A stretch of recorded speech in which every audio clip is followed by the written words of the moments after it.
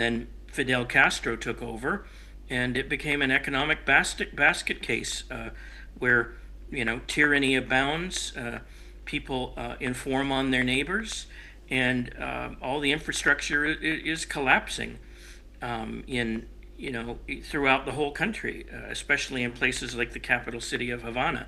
Buildings fall down there all the time from neglect because the government can't run the country effectively, and it is falling apart. So, maybe Trump is offering a deal to allow these people to the dictator and the junta that controls the country to get out, and before he has to take some actions, which could be an invasion of Cuba, though that didn't turn out so well when President John F. Kennedy tried it in the early 1960s. But he could apply some sort of pressure, and it's not going to and the he could do military strikes against certain locations.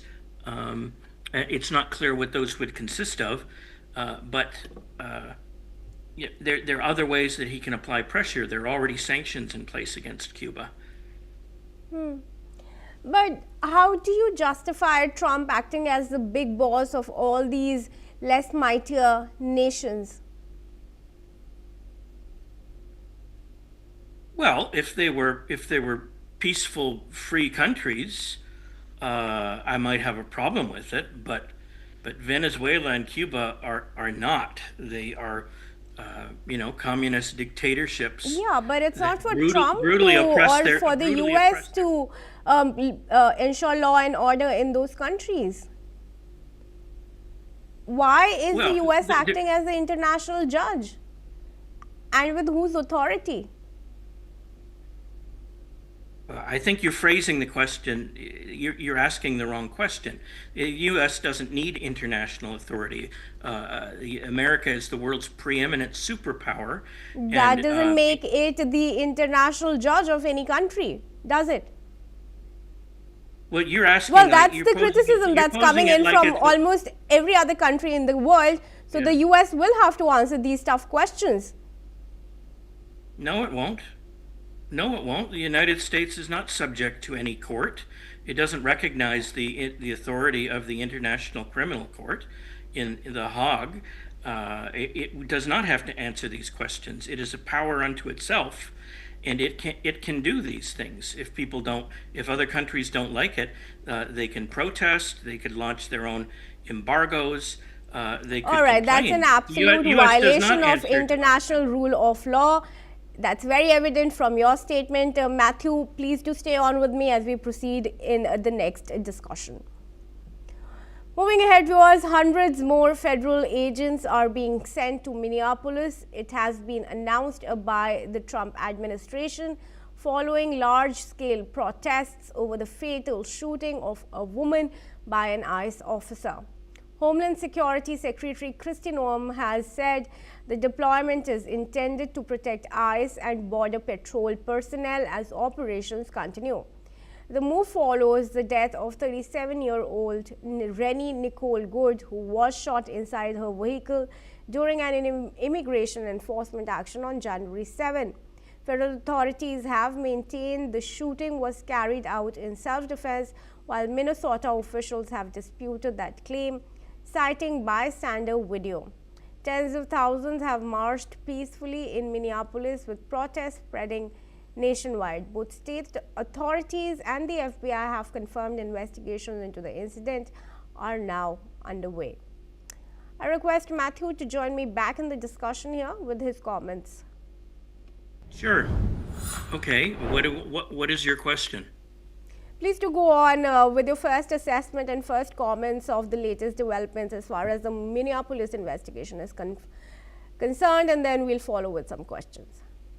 Well, the police officer and a immigration and customs enforcement agent fired his weapon at Renee Good, a woman who his video that he produced showed. There are other videos as well, but his video is the best. It shows up close that Rennie Good was all right. What makes this video better than bumping the him other? with her car. How do you say this is the best video, the one that has been released by the agent, and the others that have been previously released by Rennie's family or the bystanders, are they showing something that's not there? A lot of the other videos are shot from a farther distance away, and so it's harder to see what's going on.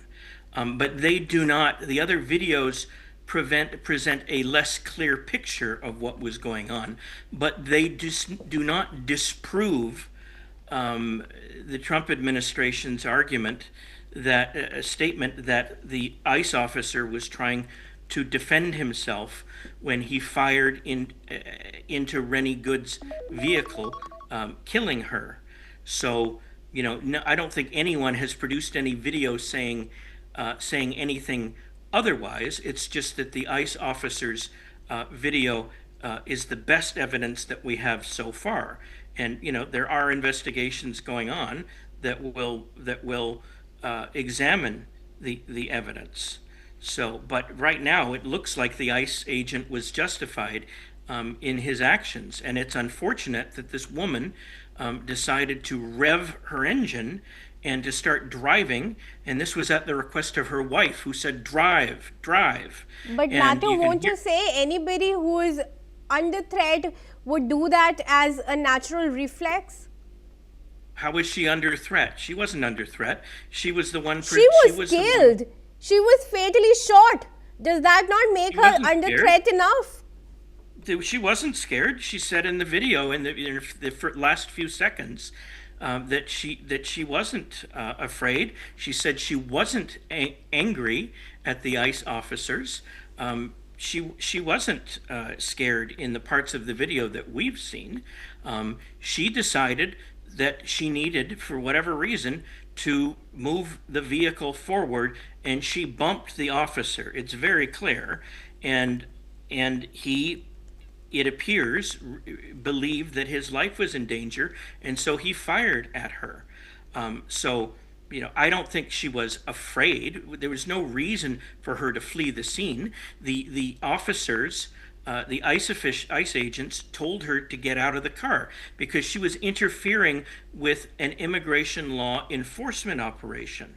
And in America, you don't always have to do what police officers tell you to do. You can refuse to cooperate with some things. But when they order you to get out of their car, it is almost always a lawful order, and you have to obey, and she did not. But we've seen many such instances when officers have asked innocent people of color, to, exit a car or make such commands, and then those people have unfortunately lost their lives. Many such incidents have surfaced earlier. Matthew, I just want to bring that to your attention before I let you go, because that's all the time that I have in this discussion. All right. And we move ahead, viewers. Thank you, Matthew. When they behave badly, they... And moving ahead, viewers, ISRO is set to open India's 2026 space calendar with the launch of the PSLV C-62 mission from Sriharikota in Andhra Pradesh. The mission will place the EOS N1 Earth observation satellite, also called Anvesha, into a polar sun synchronous orbit. The countdown began on Sunday afternoon, marking a key moment for the PSLV after its last flight in 2025 was aborted due to a technical issue. The 260-ton rocket is scheduled to lift off at 10:18 a.m. on Monday. Along with Anvesha, the mission will deploy 14 co-passenger satellites from India and international customers through ISRO's commercial arm, New Space India Limited. More than 2 hours after launch, ISRO will also demonstrate the re-entry of a technology capsule from a Spanish startup. This will be the 64th flight of the PSLV, reaffirming its status as the backbone of India's space program. And with that news, we wrap up this bulletin on NewsX World. Keep watching NewsX World for more news updates from around the world.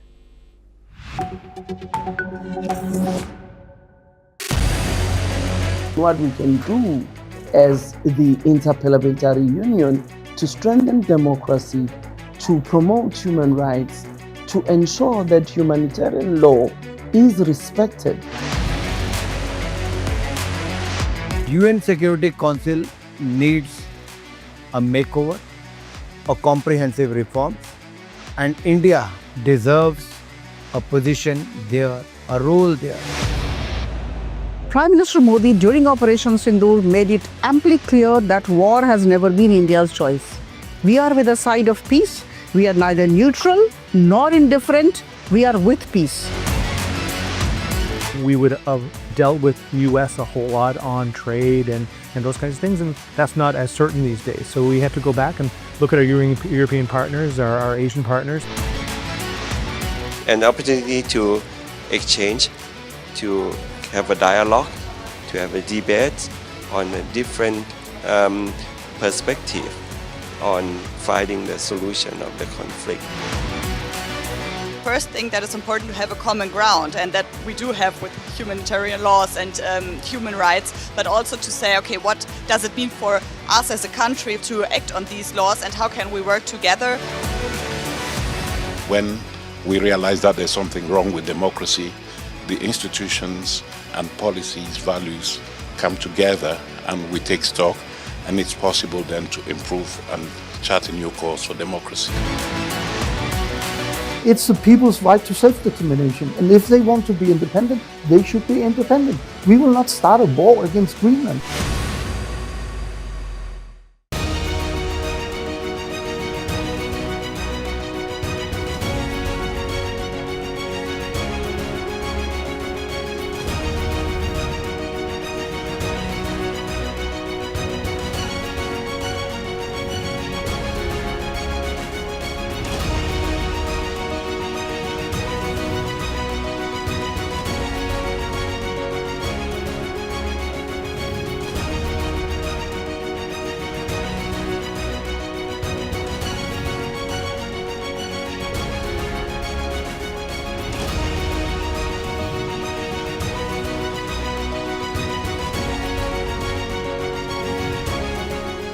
In the midst of this, life persists.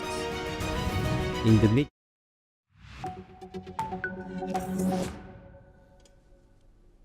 Hello and welcome. I'm Thomas Porteous and you're watching The World Report on NewsX World. Let's take a look at the top headlines of the hour. Sources in Tehran say the crackdown on protesters has been intense over the past week. State media, however, shows a calm situation as the internet shutdown enters its fourth day and over 500 people are reported killed. Iran's supreme leader posts a message comparing US President Donald Trump to past tyrants who were overthrown. Ayatollah Ali Khamenei says arrogant rulers never last in a veiled warning to Washington. President Trump says Iran has reached out to negotiate after his threats of military action. He says the US military is reviewing very strong options if protesters continue to be killed. Jerome Powell says the Trump administration threatens legal action against him to gain influence over Federal Reserve interest rate policy. A top Republican senator warns the move undermines Justice Department credibility and vows to block future Fed appointments. South Korean President Lee Jae-myung meets Japan's Prime Minister Sanai Takaichi in Nara as Seoul balances ties with Beijing and Tokyo. The talks come amid rising China-Japan tensions with a focus on US-Japan-South Korea cooperation.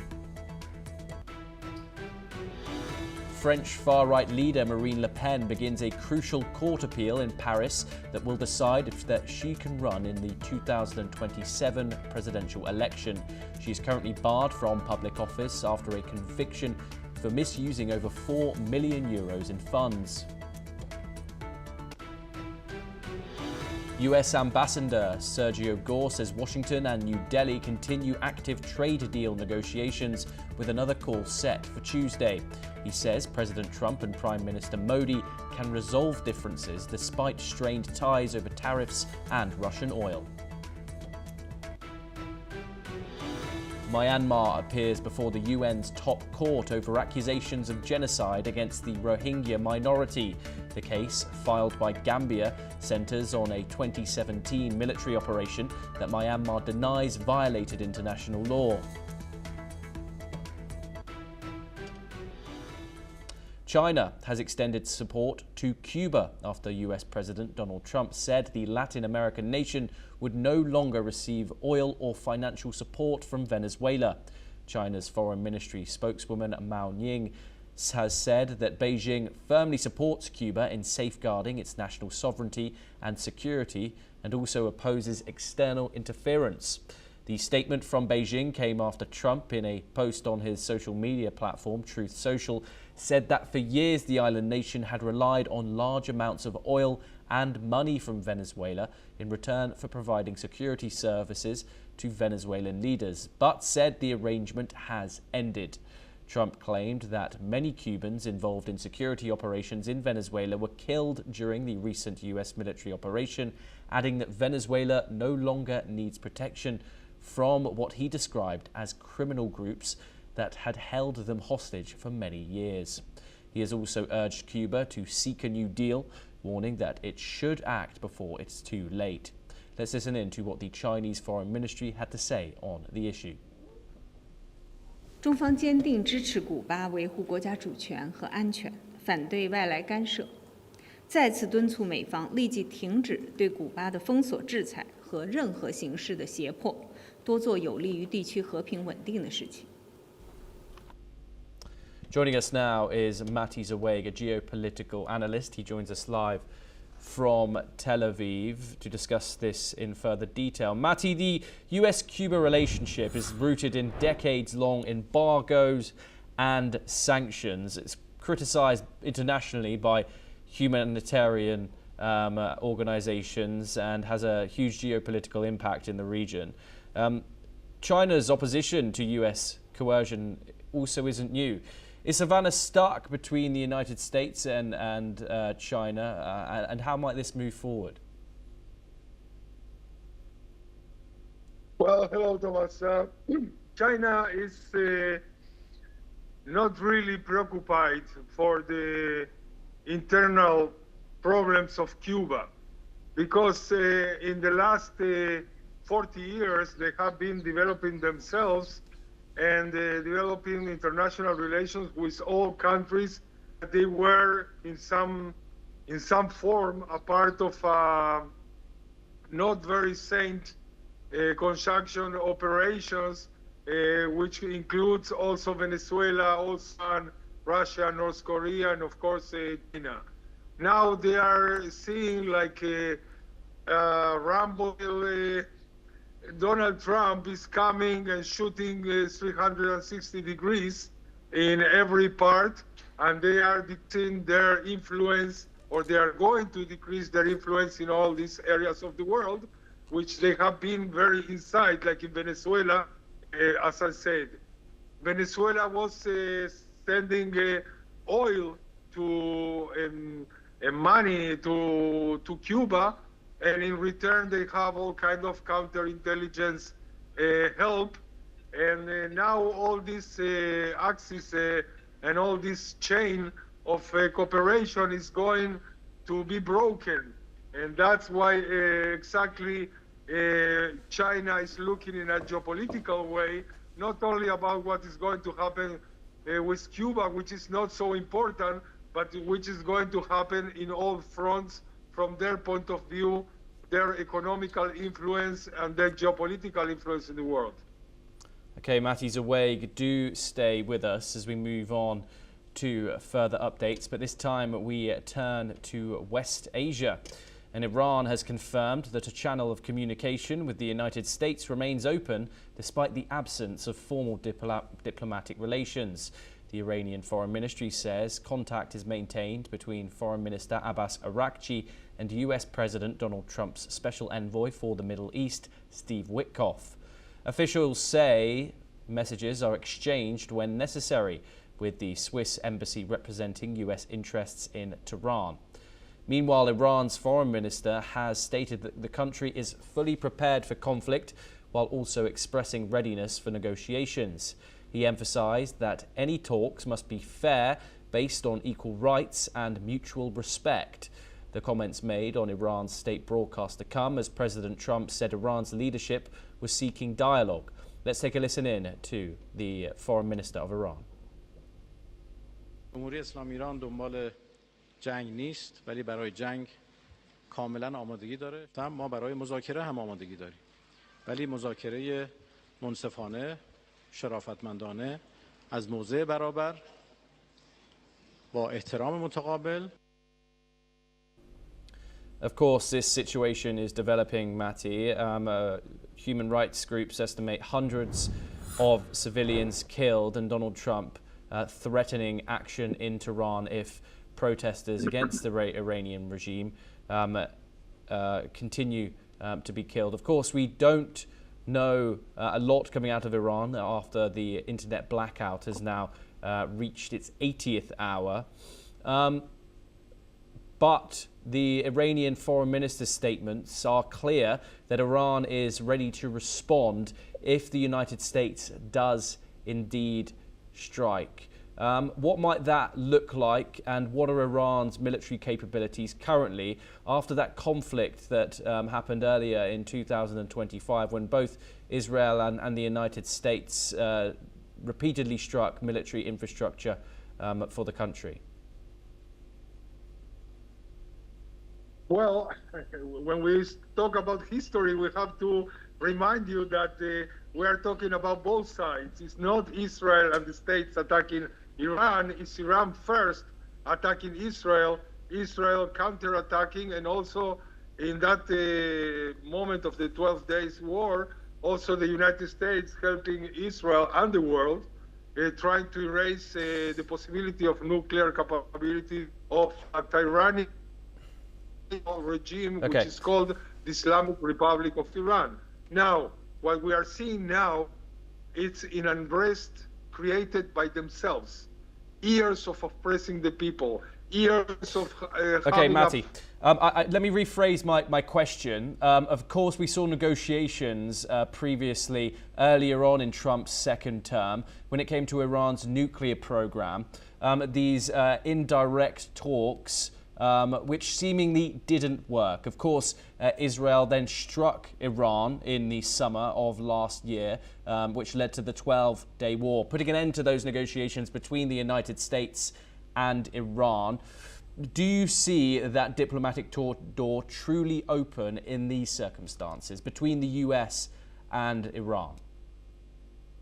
I think we are beyond that line, because for many years they are also the Obama and the Biden and two Trump administrations were trying to get a real deal, a real pact, and they were always cheated by the Iranian side. And now what they are seeing is an opportunity to make a regime change, and even if it's not going to be a regime change, to have a regime that is going to be so weakened that finally they are going to sign a real agreement about nuclear capabilities. And this is from one side. And the other side is trying to get this regime very far from the help that they are giving to all kinds of negative actors in the world. From the US point of view, also China, because China is heavy dependently to Iranian oil, that they are going to receive if the regime is going to be weakened. But of course, what we see in Iran, it's the fruit of years of mismanagement and lack of freedom that finally maybe is going to change with this unrest and riots. Matti, do you think foreign intervention is the best way forward? Of course, we saw this regime come to power with revolution, and we might see the end of it the same way. Of course, the United States' involvement in other countries in the Middle East has proved negative in the long term for its people. Why is the United States looking at potentially getting involved, especially given its track history in attempted regime change in the region? I don't think they are really trying to get involved, because Trump is against putting the boots on the ground and his own soldiers. But if it's a But he's threatening to strike. unrest, He's and threatening maybe to a strike, possibility- isn't he? Yes. I mean, I don't know if they are really going to strike on Iran. They are threatening Iran, of course. They are helping the unrest with all kind of actions under the table, and maybe another countries, maybe Israel, maybe European countries, but it doesn't matter. The basic facts that the Iranian people, 90% of it, is fed up with this regime, that they are not going to take them to any good port in the future. So if it's going to be a chirurgical attack on something, it's going to be maybe the factory of precise missiles, maybe, but this is we are going to see. I don't see Trump shooting and having an escalate in a big way in this moment. It's only if things are going to really change. But I don't think also in Israel and also in the States, there are not military signs that they are preparing themselves. And if they are preparing themselves, it must be very covert, because nobody is looking in this moment to big movements from these armies. Okay, Matty's awake. Thank you very much for taking the time and joining us. It's always a pleasure to speak to you. We now move on to our next story and over to Southeast Asia, and Myanmar's main pro-military party has claimed victory in the parliamentary seat once held by detained democratic leader Aung San Suu Kyi following elections conducted under the junta's rule. A senior official from the Union Solidarity and Development Party has said the party won in Kashwu Suu Kyi's former constituency in the Yangon region. The official added that the party secured 15 of 16 lower house seats contested in Yangon during the second phase of the three-stage election process, with voting held on Sunday. Suu Kyi was deposed and detained after the military seized power in a 2021 coup, alleging widespread fraud in elections her party won by a landslide. The final phase of voting is scheduled for January the 25th, while the junta says the process will restore power to the people. Democracy advocates warn the election lacks credibility, citing the detention of Suu Kyi, the dissolution of her party, and a broader crackdown on opposition voices. Joining us now to discuss this is Satoru Nagao. He is a fellow at the Hudson Institute and he joins us live from Tokyo. Dr. Nagao, thank you very much for joining us. Of course, this election has been internationally condemned. It's also been boycotted by many opposition groups in the country. The junta, of course, is seeking credibility on the international stage. Given how this election has gone, do you think it's going to get it? Of course, junta side said this is election, fair election, but this is not fair because area that they hold the election is area junta can hold the election. This means that junta control the area. So this means automatically the other area cannot include it as public opinion of the Myanmar. So that's why this election is not a legitimate election, and the view from the candidate is the same. But the purpose is legitimize the current junta to become the civil-backed government. This is civil-backed government, so that's why indeed the view from junta, this is a process and legitimate process, they said. But at the same time, view from others, this is not. Despite this, holding election indicates that some countries in the world who want to support junta get a reason to support junta.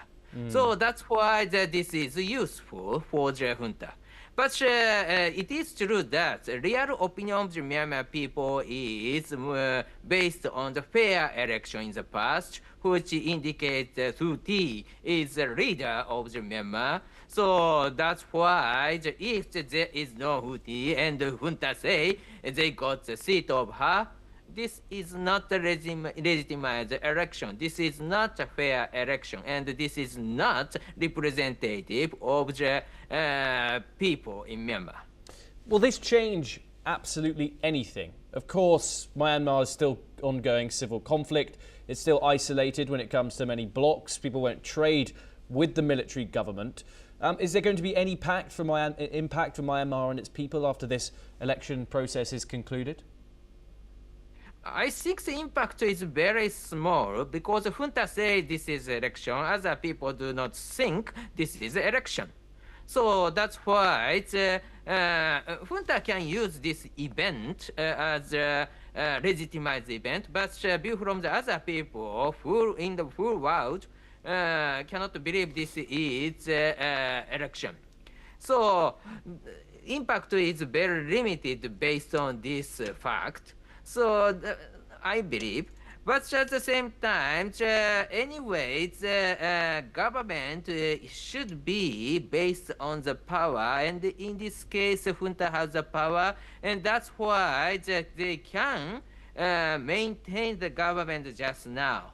So civil side, people side needs the power to change the situation. That is the current situation, and the international community's support is needed for these people in Myanmar.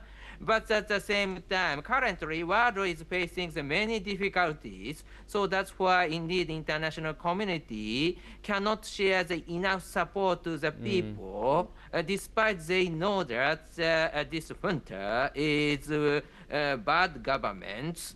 And in this case, not free world like China, Russia, this country view that this military junta is ally of them. So that's why they have the reason to support it. That's why currently still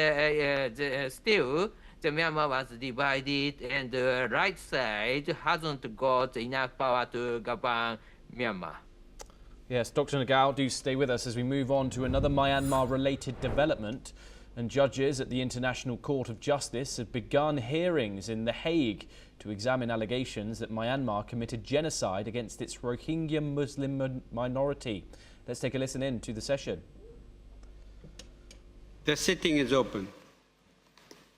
The court meets today and will meet in the next 3 weeks to hear the oral argument of the parties on the merits in the case concerning application of the Convention on the Prevention and Punishment of the Crime of Genocide, the Gambia versus Myanmar.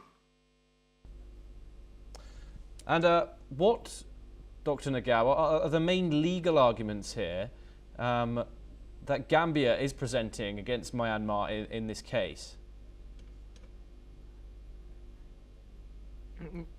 Yes? Huh? What are the main arguments here that Gambia is presenting in this case, or which is presented, of allegations of genocide against Myanmar?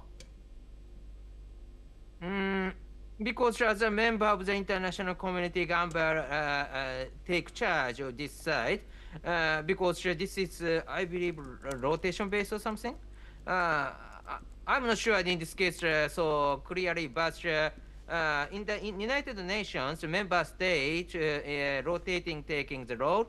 So that's why this time ICJ's role is Gambia, I believe. But if the timing is different, of course, as a country takes charge. Then in this case, Rohingya issue is a refugee issue. Indeed, in the United Nations, anytime the people can talk about it, from the fact it could happen. But last decade, 1 decade in this case, no one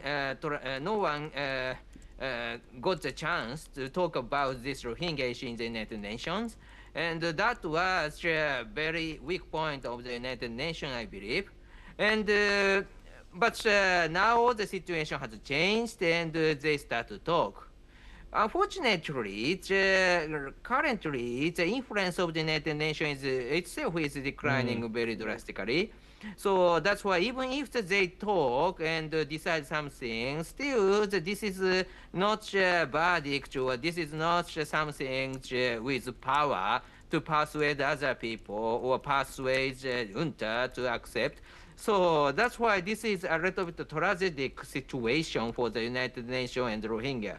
Why it has happened? Because in case of the Myanmar, a little bit complicated, because in case of the military junta side and civil government side, both sides, the Myanmar side in this case, this means that in case of the Rohingya issue, they believe Rohingya is foreigner not and intervene or invade Myanmar was stayed in Myanmar illegally, so pushing out is a legitimate decision. Their side is indeed both government in the Myanmar can share this idea. So view from the other countries, Myanmar's dealing with Rohingya refugee is a little bit too harsh and illegal, some violation of the human rights. But at the same time, in case of the Myanmar and the Myanmar governmental side, both sides believe that this is right thing. So that's why this is complicated. In Myanmar, the two governments, one is military junta, another is civil, and they fight each other, and the international community want to support the civil side. But despite this, in case of the Rohingya case, both of these two governments in Myanmar has a problem to support cracking down the Myanmar and push them out. And the view from the Bangladesh who accept Rohingya as refugee frustrated this very much. So that's why the situation is a little bit complicated in case of Rohingya. Yes, we have further information for our viewers on this case. And it was filed by Gambia, which accuses Myanmar of violating the 1948 Genocide Convention during a military crackdown in 2017. That operation forced hundreds of thousands of Rohingya to flee across the border into Bangladesh. Survivors have described widespread atrocities, including mass killings, sexual violence, and the burning of villages allegedly carried out by Myanmar's army with support from local militias. Gambia's Justice Minister, Dawa Jallow, told the International Court of Justice that Myanmar's military deliberately targeted the Rohingya minority to destroy the community. Let's in fact listen in to what he had to say. It is not about esoteric issues of international law. It is about real people, real stories, and real group of human beings, the Rohingya of Myanmar. They have been targeted for destruction. Dr. Nagao, I want to say thank you very much for joining us. Of course, we'll keep a tab on that ongoing case at the ICJ. We now move on, and a major cross-border crackdown has been carried out in Southeast Asia. 26 suspects have been arrested in Cambodia following a joint operation with South Korean police over alleged online scams and sex crimes targeting South Korean citizens. According to South Korea's presidential office, the suspects are accused of posing as police officers and financial regulators to defraud at least 165 victims. Around 26.7 billion won, or more than $18 million, is said to have been extorted. Authorities have also said several female victims were allegedly coerced into filming explicit videos and photos for distribution. The arrests were made with the support of South Korea's intelligence agency. All suspects are expected to be extradited to South Korea to face a prosecution. Listen in to what South Korea's spokesperson of Blue House, Kang Joo-kyung, had to say. 범정부 초국가범죄 특별대응 TF는 지난해 2월부터 캄보디아 프놈펜에서 국가기관을 사칭하고 여성들을 대상으로 성착취 범죄까지 자행한 스캠 범죄 조직원 26명을 캄보디아 경찰을 통해 현지에서 검거하는 성과를 거뒀습니다. 검거된 범죄 조직은 캄보디아 프놈펜을 거점으로 검찰, 금감원 등을 사칭하는 수법으로 피해자가 범죄에 연루된 것처럼 속여 숙박업소에 머물게 하는 방법으로 외부 연락을 차단해 셀프 감금시킨 후 재산 조사 명목으로 우리 국민 165명을 상대로 267억여 원을 빼앗았습니다. Well, that's all that we have time for. Keep watching NewsX World for more international news updates.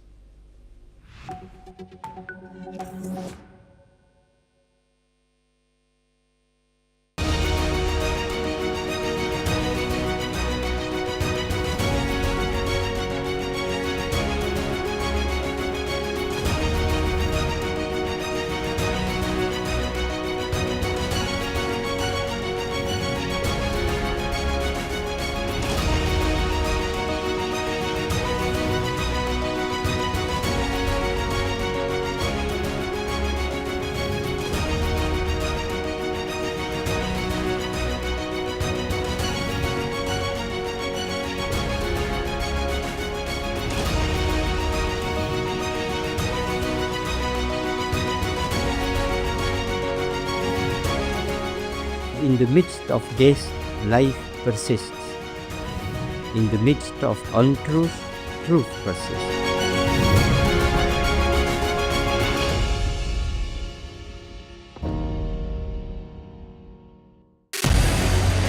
What we can do as the Interparliamentary Union to strengthen democracy, to promote human rights, to ensure that humanitarian law is respected.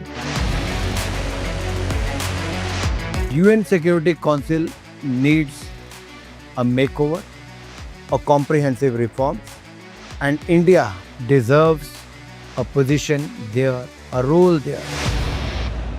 Prime Minister Modi during Operation Sindoor made it amply clear that war has never been India's choice. We are with the side of peace. We are neither neutral nor indifferent. We are with peace. We would have dealt with the US a whole lot on trade and those kinds of things, and that's not as certain these days. So we have to go back and look at our European partners, our Asian partners. An opportunity to exchange, to have a dialogue, to have a debate on a different perspective on finding the solution of the conflict. First thing that is important to have a common ground, and that we do have with humanitarian laws and human rights, but also to say, okay, what does it mean for us as a country to act on these laws and how can we work together?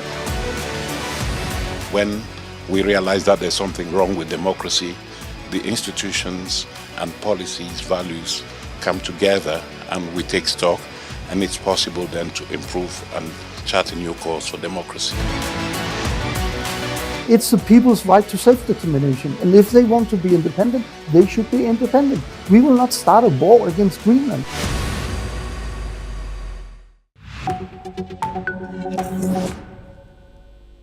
Hello and welcome. I'm Kriti Mehta and you're watching the World Report on NewsX World. Let's take a look at the top headlines this hour. At least 500 killed in Iran protests as per a US rights group. Meanwhile, Tehran threatens to target US military. Israel says it's on high alert. US President Donald Trump says the US military is reviewing very strong options on Iran. He added Iran start negotiations but warned action could precede talks.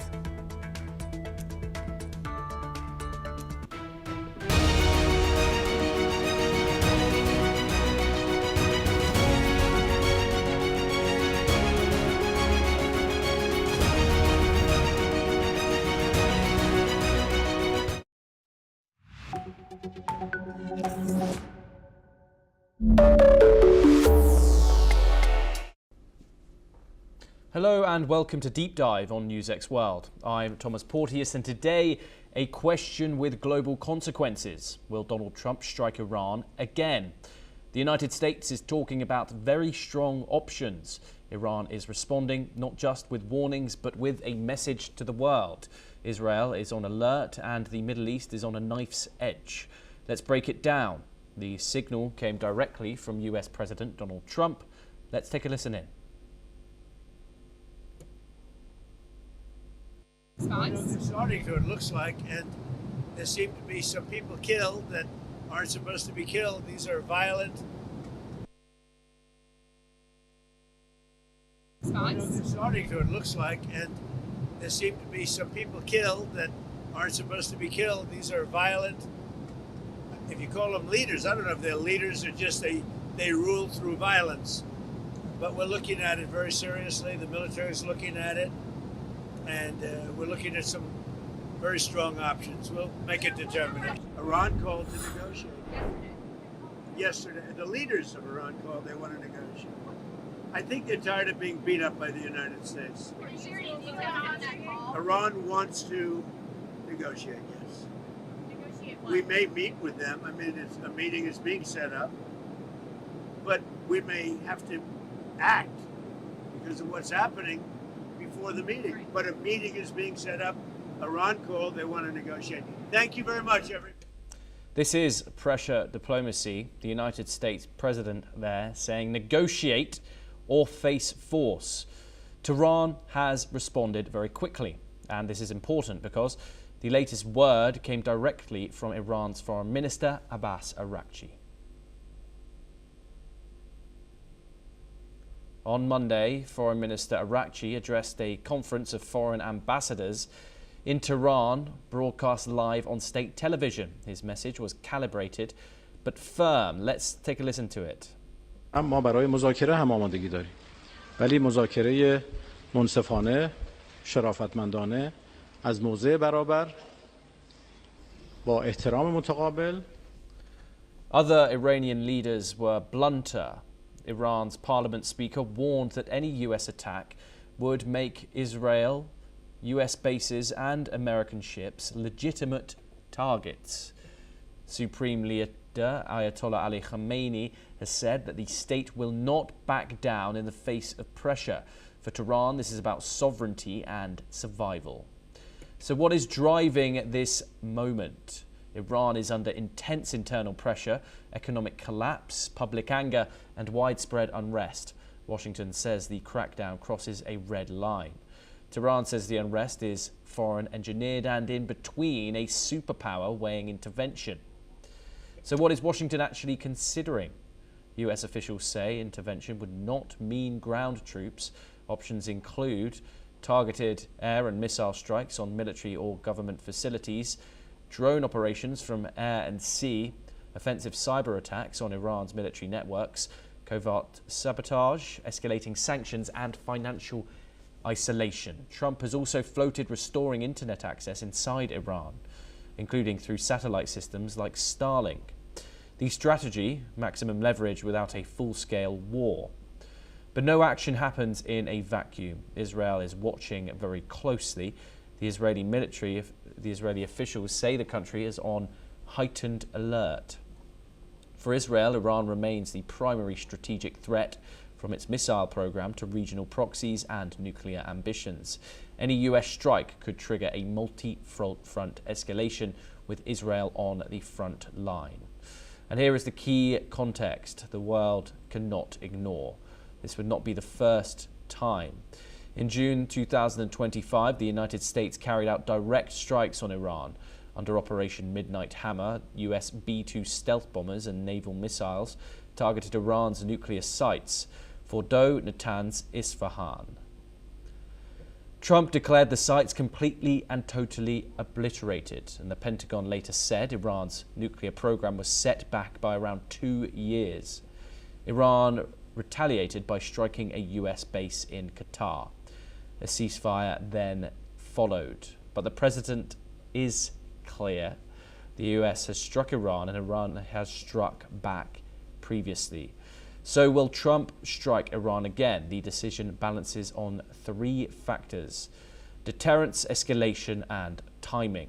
A strike could weaken Iran's position, or it could unify hardliners, end diplomacy and ignite a regional war. The world is watching which path comes next.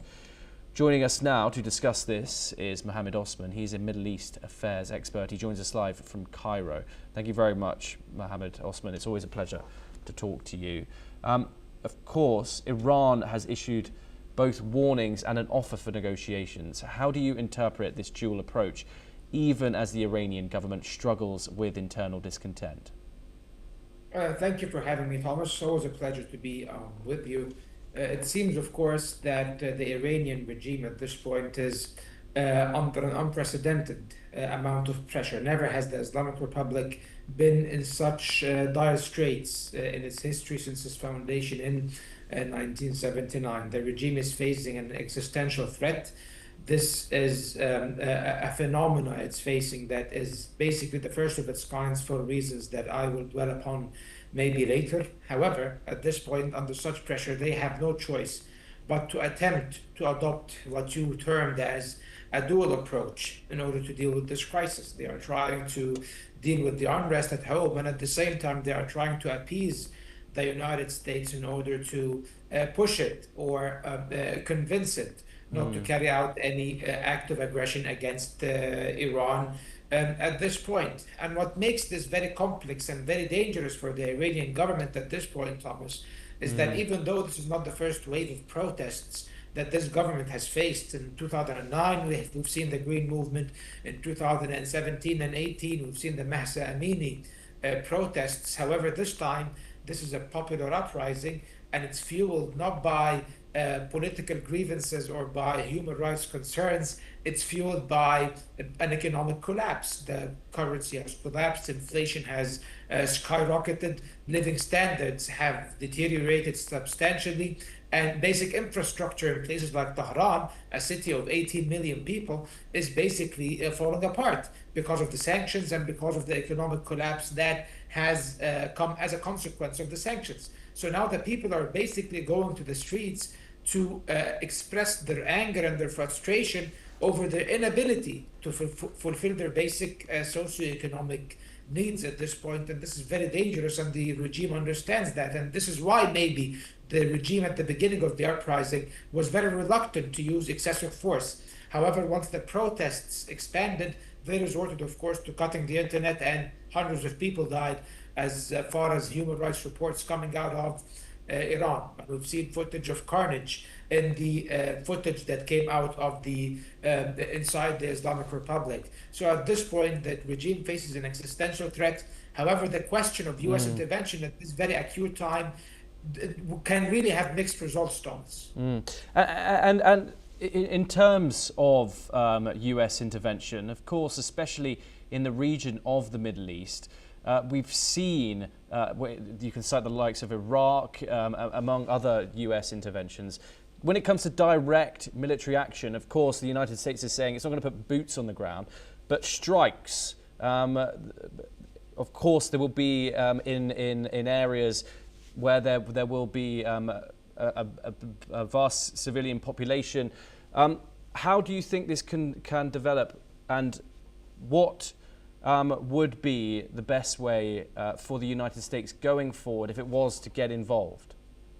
Well, we have two absolutely contrasting scenarios at this point. One scenario is that, and judging by previous precedents, if the United States intervenes directly militarily by carrying out a bombing campaign against Iranian regime targets in cities and military installations, this can actually push society to basically rally around the flag, just like what happened in June of 2025 when Israel launched a war of aggression against Iran, the 12-day war.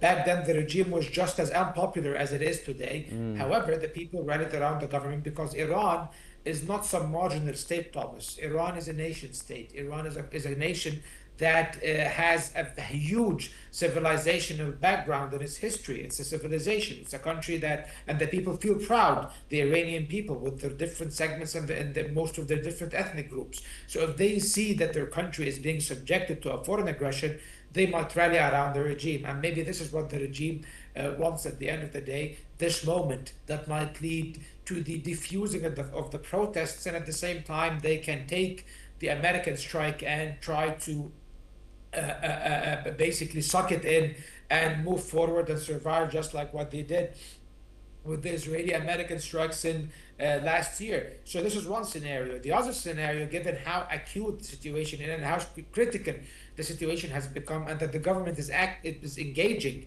in massacring its own people, and on the other side, the protests are not peaceful either. They are engaging in violent acts of arson and rioting against the government and killing over 100 members of the security forces. So it seems that the country is teetering on the brink of civil war. So maybe an intervention could basically weaken the regime further and lead to a much more dangerous situation.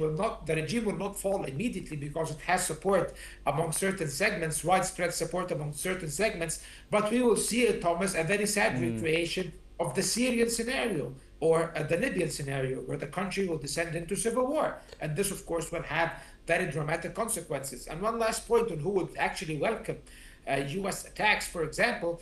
Most of the opposition now is cross-border. Everyone in Iran, all the segments of Iran are frustrated with the Iranian regime. Persians, Azeris, Baluch, Kurds, and whatnot, all the ethnic groups, basically, everyone is angry at the regime, the majority at least, from what we can see. However, if a foreign intervention happens, probably some of those core segments like the Persians and others might rally around the government, while those peripheral minorities who are usually subjected to repression, like the Baluch and the Kurds, who actually some of them have resorted to armed struggle before against the regime, might actually welcome it. So it will basically divide the country. So there is no positive outcome of any US intervention, Thomas. It will make matters worse, in my opinion.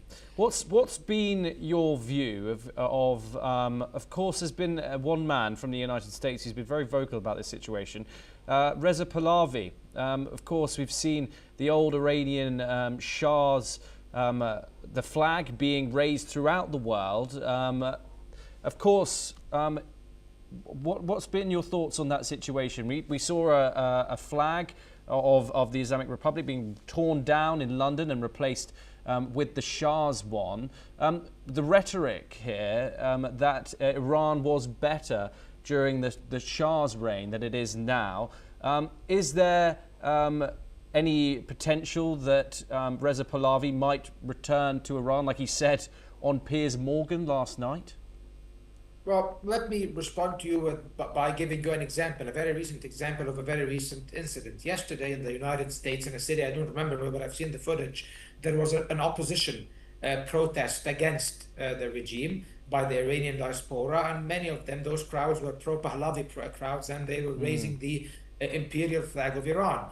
And then a truck came along and it plowed through the crowd, injuring people. And the truck had signs on it, and the guy driving a truck was an Iranian as well, but he was not a regime supporter. He had a sign on it that said down with the Ayatollahs and down with the Shah. He was one of the members of the supporters of the Mujahideen movement.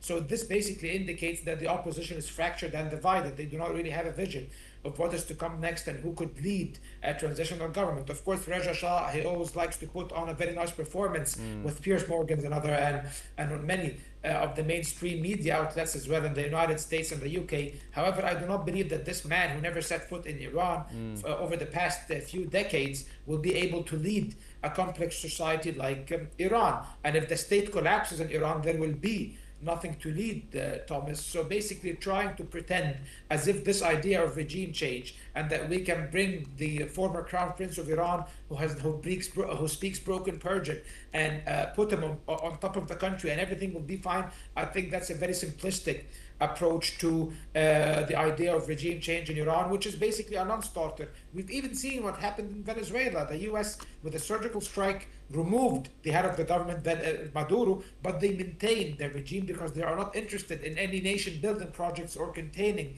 the backlash or the fallout of state collapse. So I don't think that they are willing to do that in Iran, because basically this will have disastrous consequences in the region. Many of the US's allies in the Gulf are completely opposed to the idea of collapsing the regime this way, because basically it will turn Iran, a country of 90 million people, it will sink into absolute chaos and pandemonium. Nobody wants to see that. And US interests and Israeli interests as well will be harmed by such a situation in Iran. So I really fail to see how the logic behind the Trump administration's attempts to intervene. If they are interested in this in regime change in Iran, they should leave it up to the Iranian people to lead their struggle and to move forward with attempting to remove this regime if they hate it so much. Mohammed Osman, thank you very much for taking the time. As always, it's a pleasure to speak to you. Unfortunately, we have ran out of time, but always a pleasure. But that's all that we have time for on this episode of Deep Dive. Keep watching NewsX World for more in-depth issues explained. Thank you.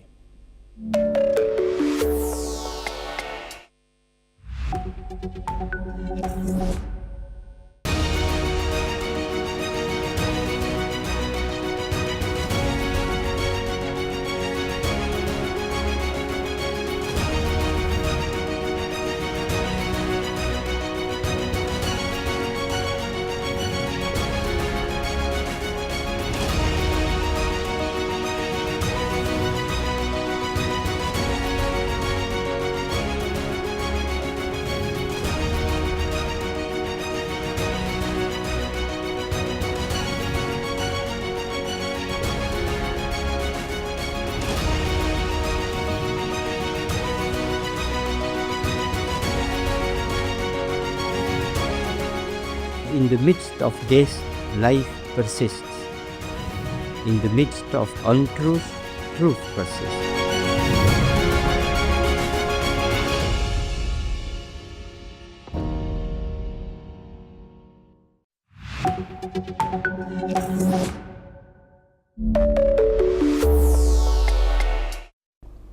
Hello and welcome to Deep Dive on NewsX World. I'm Asuma Katauka. Today we discuss Iran, a country on edge. Cities are flooded with protesters, markets are shut, universities face uprisings. The regime is now facing its most serious test since the Mahsa Amini protests, and some say since 1979. What triggered this wave of unrest? How far have the protests spread? How deadly has the response been? And why are the shadows of the US, Israel looming so large? Let's break it down. This round of protests began with the economy. On December 28, Iran's currency crashed again. The Iranian rial plunged to 1.42 million to the US dollar, a new record low. This crash compounded inflationary pressure and pushed up the prices of food and daily necessities. Inflation has hovered above 40% for years. Unofficially, economists say it is closer to 60%. For shopkeepers and merchants, the impact has been devastating. Prices now change daily, customers walk away, profits vanish.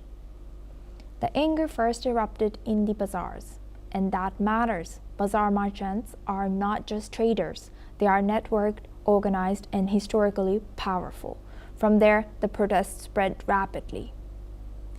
Demonstrators have been reported in Tehran, Mashhad, Shiraz, Yasuj, and Bojnord. More than 180 cities across all provinces have now seen protests. Students soon joined in. University campuses turned into flashpoints. Verified videos show clashes between students and security forces. At one campus, students communicated in code using class chat groups. They set fire to the flag of the Islamic Republic. Authorities then tried to lock them in. Dormitory gates were sealed. Students climbed fences and protested anyway. By the third night, security forces arrived. They first offered talks, then they used batons, pepper spray, and force. The students refused dialogue. They were not asking for reforms. They were calling for the fall of the government.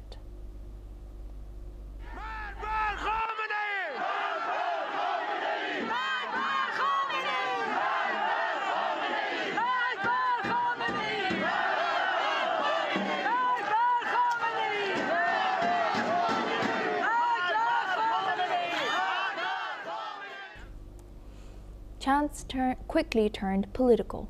Protesters shouted death to the dictator and death to Khamenei. Some even called for the return of the Pahlavis, the royal family who were overthrown in 1979. In some areas, mosques were torched. This was a direct challenge to the religious foundations of the Islamic Republic. The cost has been severe. According to a US-based human rights group, at least 78 protesters have been killed, more than 2,600 people have been arrested.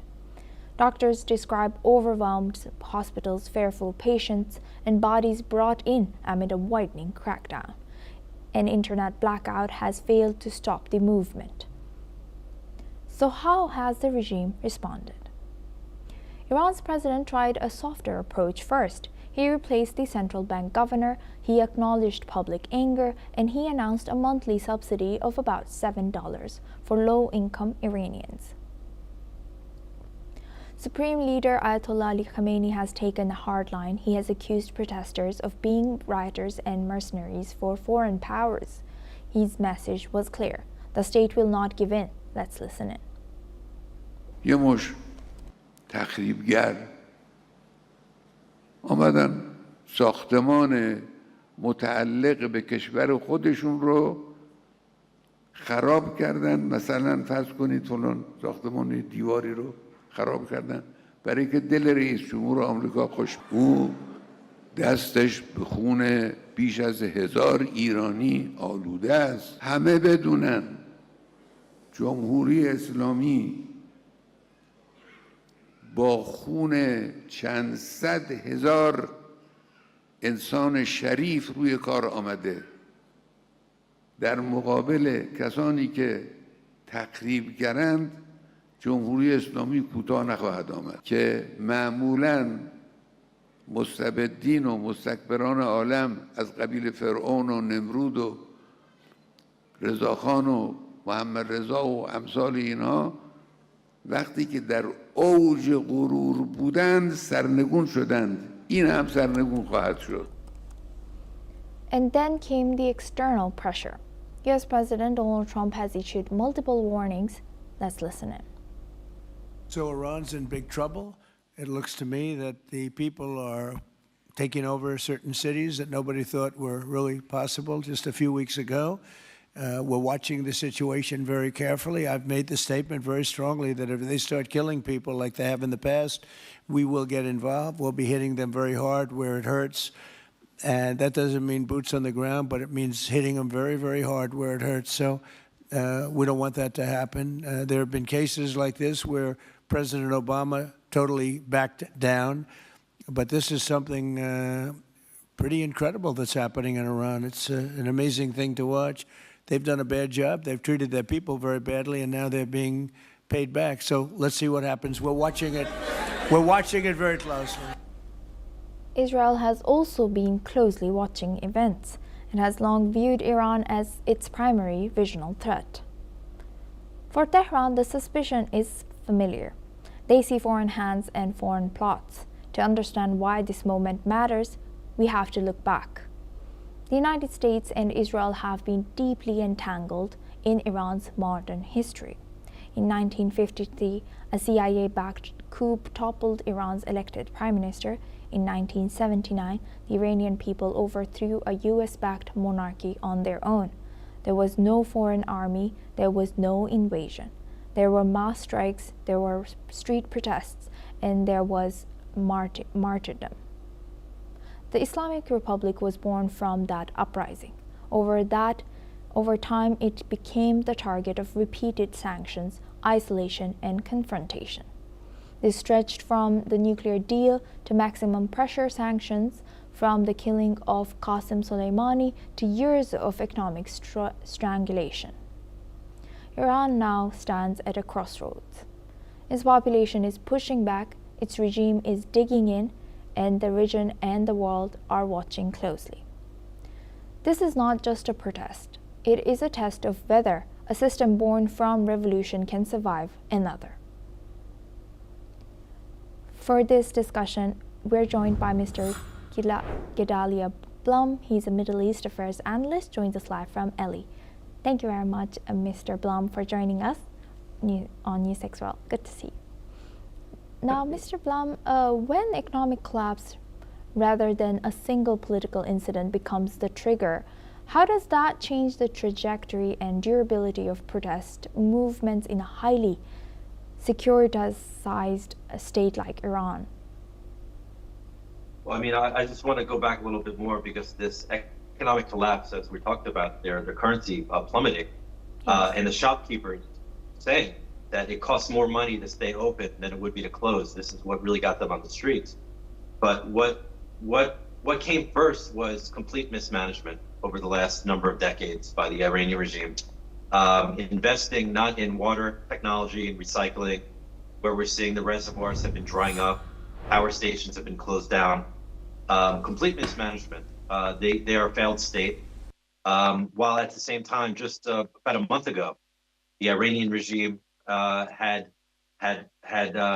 promised Hezbollah in Lebanon $1 billion in restoration fees and expenses. So this is where really the priorities were with the regime, was really about building a terror infrastructure with proxies surrounding Israel and going after not only Israel but the West. And so they're looking at a world view, I think, is more of in a space of that water really doesn't matter. What matters is your gateway to paradise, which is to live by this extremist Islamic ideology by any means. So they actually believe that this is actually a righteous cause, while people on the street, as you said, that triggered these protests, are really looking to feed their families. This is like the bread and butter issues that I think it doesn't matter who you are, what you're about.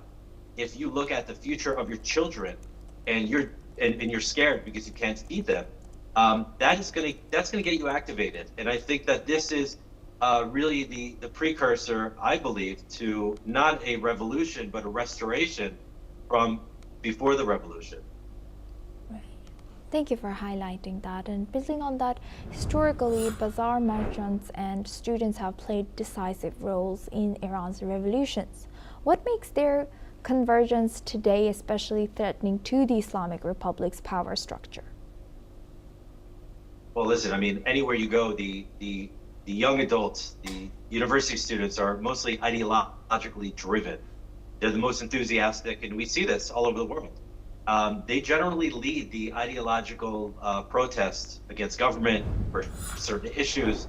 But when they align with economic struggles, I think that becomes a recipe for success, because the economics of it is what actually the removal of economic activity from the regime, from the country, starves the regime. But at the same time, you need those people on the street. You need the enthusiasm. So I think that those two together are really what are going to be are going to orchestrate. And we've seen this already. We're almost 2 weeks into the protest. Normally, these protests would not last so long when they were only being driven by the university students, who would be essentially isolated within the university campus, where the regime could actually surround them. Today, you can't surround economic centers. They exist throughout the whole city, throughout the whole country. So it becomes more of a decentralized protest. But again, the students are an integral part of it, because they're the ones that are actually hitting the streets, putting their lives on the line, and actually martyring themselves right now. And so those two players, I think, need each other. The economics can't win on its own, and the students we've seen in the past cannot win on its own.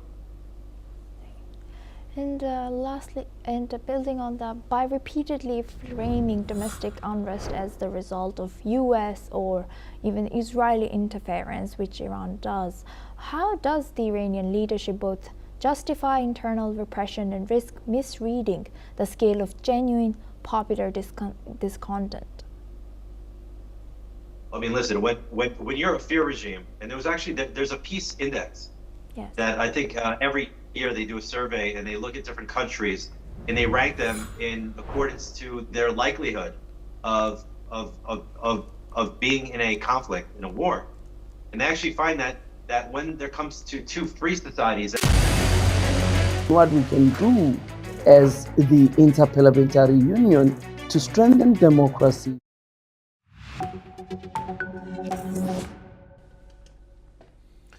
Hello and welcome. I'm Thomas Porteous and you're watching The World Report on NewsX World. Let's take a look at the top headlines of this hour.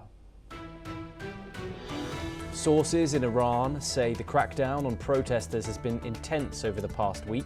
State media, however, shows a calm situation as the internet shutdown enters its fourth day, with over 500 people reported killed. Iran's supreme leader posts a message comparing US President Donald Trump to past tyrants who were overthrown. Ayatollah Khamenei says arrogant rulers never last in a veiled warning to Washington.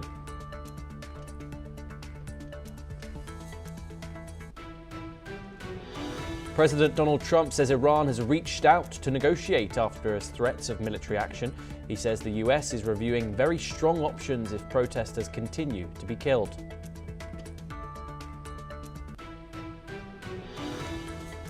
Fed Chair Jerome Powell says the Trump administration threatens legal action against him to gain influence over Federal Reserve interest rate policy.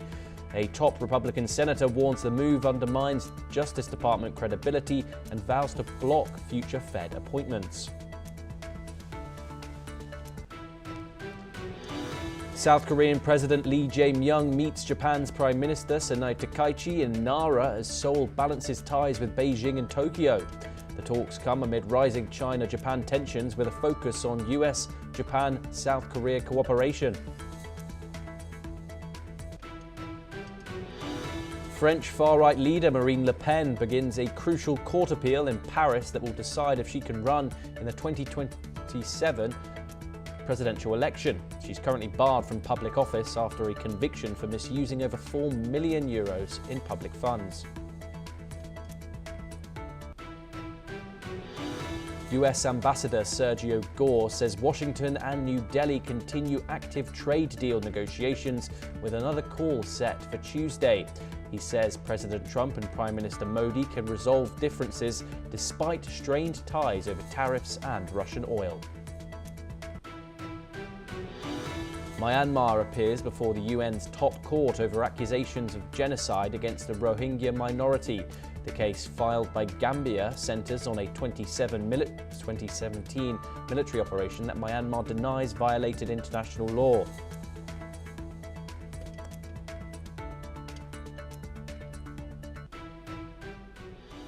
We start this hour with ongoing developments on the situation in Iran, and German Chancellor Friedrich Merz has strongly condemned the crackdown on protesters in the country. Speaking during his visit to India, Merz described the actions as disproportionate and brutal, emphasizing that they reflect weakness rather than strength. He called for the violence to stop and urged Iranian authorities to respect the rights of those protesting. Merz made clear that the use of force against civilians is unacceptable and must come to an end immediately. Of course, this is the ongoing situation in Iran, where over 500 protesters have reported to have been killed by rights groups. The world is awaiting to see if the United States intervenes. Donald Trump says that the US is considering very strong options to intervene in Iran. Merz there in New Delhi expressing his dissatisfaction with the Iranian regime's actions in attempting to quash the protests. The US-based rights group, the Harana, says nearly 500 people have been killed since the crackdown, and Trump has threatened to hit the country very hard if people are killed further. This, of course, isn't a flash protest. It's potentially the largest sustained challenge to the Islamic regime in decades. Protests, of course, happened before through the likes of 2019, 2022, among other years. Of course, authorities imposed a nationwide crackdown, which is now entering its 80th hour, and this nationwide shutdown has choked the flow of information to the outside world, and communications have remained restricted both inside Iran and its access to the outside of it. Of course, a lot of international actors have displayed their dismay towards the actions of the Iranian regime and its dealing with these protesters. Okay, now joining us is Professor Georgi Toleraya, a professor at the Russia Academy of Science. He joins us live from Moscow. Thank you very much for joining us, Professor Toleraya. Of course, this situation is developing by the hour. New information is restricted due to this internet blackout, which has reached its 80th hour. Donald Trump, of course, threatening to impose what he calls very strong measures against the Iranian regime in support of the protesters. How do you think this may develop? Do you think we are witnessing a potential historic event here? I've been last to Iran maybe 7-8 years ago, and already at that time I could feel that the society is ripe for changes. You know, the population is not very happy with the power, with the political power and Islamist power, and so they want some changes, and these changes looks they're coming now. I hope that won't be violent, that the change won't be violent, there won't be a coup d'etat or some kind of abrupt regime change with bloodshed. There is a possibility for evolutionary reform, but this reform is badly needed. I'm not sure whether the Ayatollahs are ready, prepared to carry on these long-needed reforms, both economic and maybe ideological. But I believe there are forces in the current Iranian leadership that can do this without outside interference. And I hope that the scenario will be more evolutionary than revolutionary. That's what I hope for, but as you mentioned, the situation changes hour by hour. So now we are at the verge of either we have a real bloodshed, or we'll have the coup d'etat, or we will have some, in a few days, some more evolutionary development. That's how I see it. The prospect of foreign intervention, of course, is concerning a lot of people, given the multiple methods in which the United States might intervene. Of course, we saw the intervention of Nicolas Maduro that was compelling, to say the least. What kind of intervention, if any, what might we see from the United States if they were to move forward with that? I've seen the reports about plans to intervene in the cyber sphere, to make some cyber attacks on Iran, and although the internet is now mostly not working, but there are still possibilities for this kind of intervention. I don't think we'll see American boots on the ground, because that would really be a disaster, I think, both for US and for Iran. And I don't think that US is ready for such a deployment. But they are going to finance the opposition. They're going to do something to overthrow the regime. This is, of course, also a possibility that there will be some kind of violent clashes, including those headed by opposition, financed and supported by the US. Professor Toleraya, do stay with us as we move on to our next story. Of course, we'll continue to bring our viewers all the updates coming out of Iran as soon as we get them. But we move over to The Hague for our next story, and Gambia has told the International Court of Justice that Myanmar deliberately targeted the Rohingya Muslim minority, making their lives a nightmare and committing acts aimed at destroying the community. The landmark case was filed by Gambia in 2019 with backing from organizations of Islamic cooperation. It accuses Myanmar of genocide during a 2017 military offensive in Rakhine state that forced at least 730,000 Rohingya to flee to Bangladesh, where there were reported killings, mass rape and arson. Gambia's Justice Minister Darwa Jallow said the Rohingya were simple people seeking peace, but Myanmar denied genocide, calling the military campaign a counter-terrorism operation. A UN fact-finding mission previously concluded the offensive included genocidal acts. The hearing, spanning 3 weeks in The Hague, will allow Rohingya victims to testify in closed sessions for the first time. Joining us now is Noor Aziza. She is from the Rohingya Maya Funyo network. She joins us live from Sydney. Thank you very much, Noor, for joining us here on NewsX World. It's a pleasure to have you on the programme. This has been a long time coming. What are the main legal arguments here that Gambia is presenting against Myanmar in this case? The Gambia argues that Myanmar has breached the Genocide Convention by committing and failing to prevent genocide against the Rohingya. This includes mass killing, systematic sexual violence. In 2017, more than 25,000 Rohingya women were raped, the burning of villages, and policies designed to make Rohingya life impossible and to vanish Rohingya from our own ancestral homeland in Arakan, Rakhine State in Burma, Myanmar. Now, the argument also states that the genocide did not end in 2017. The genocide shifted, but it continues. Rohingya in Myanmar are still living in apartheid-like conditions and are still living in genocidal conditions.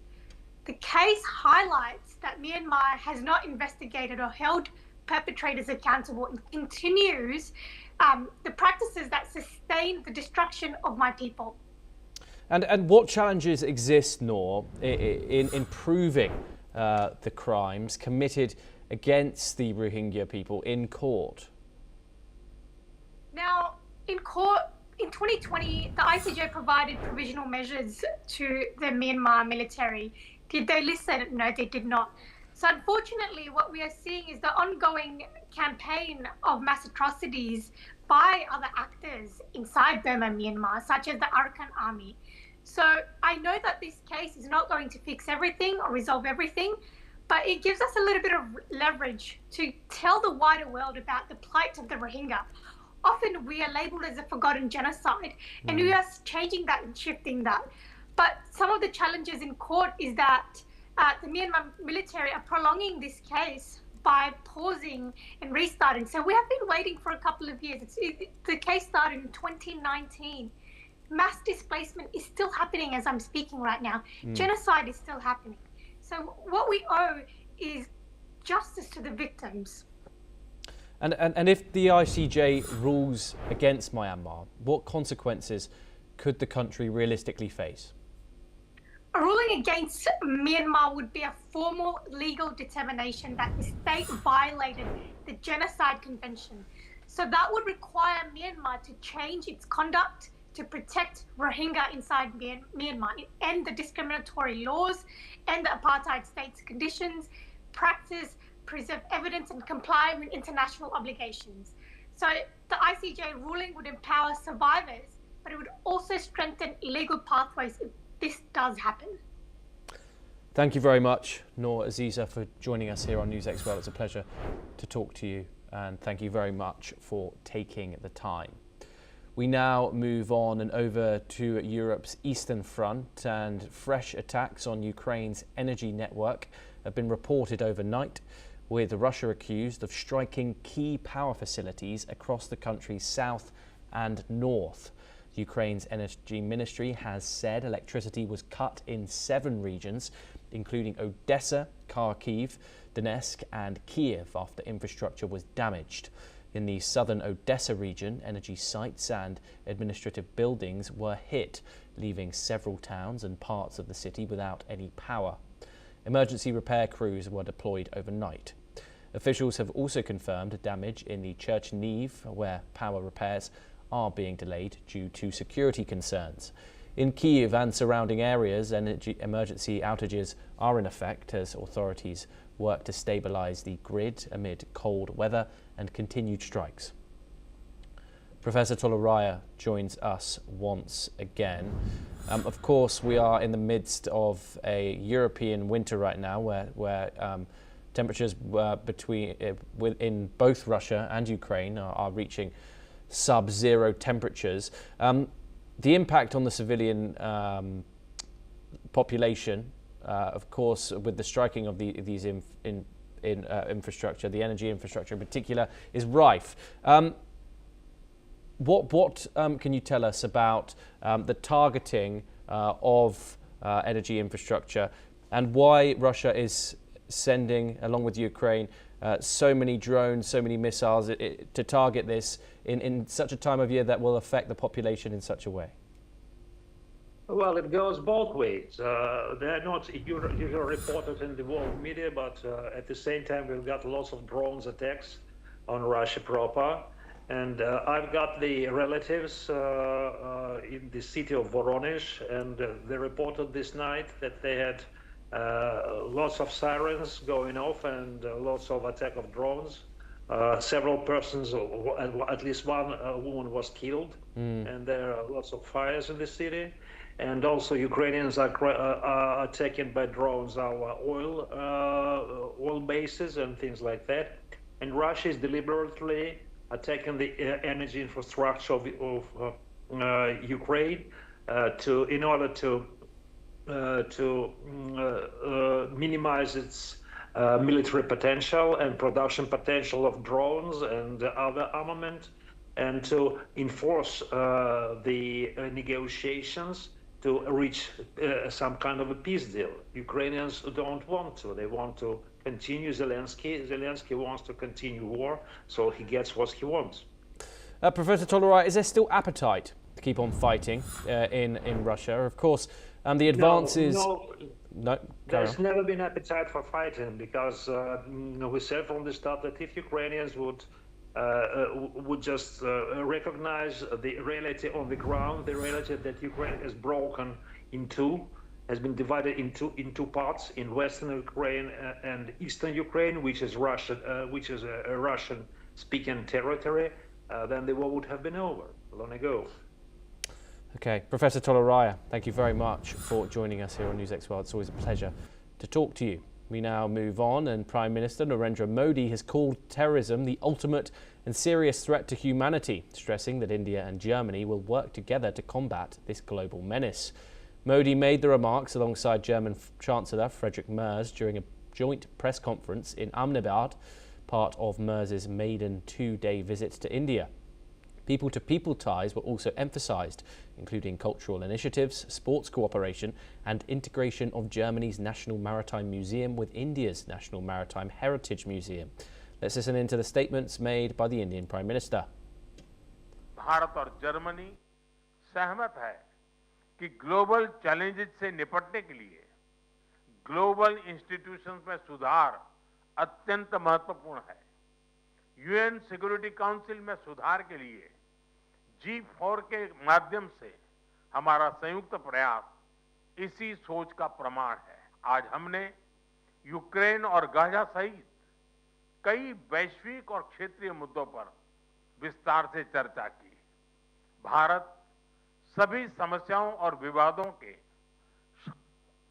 शांतिपूर्ण समाधान का पक्षधर रहा है और इस दिशा में किए जा रहे सभी प्रयासों का समर्थन करता है।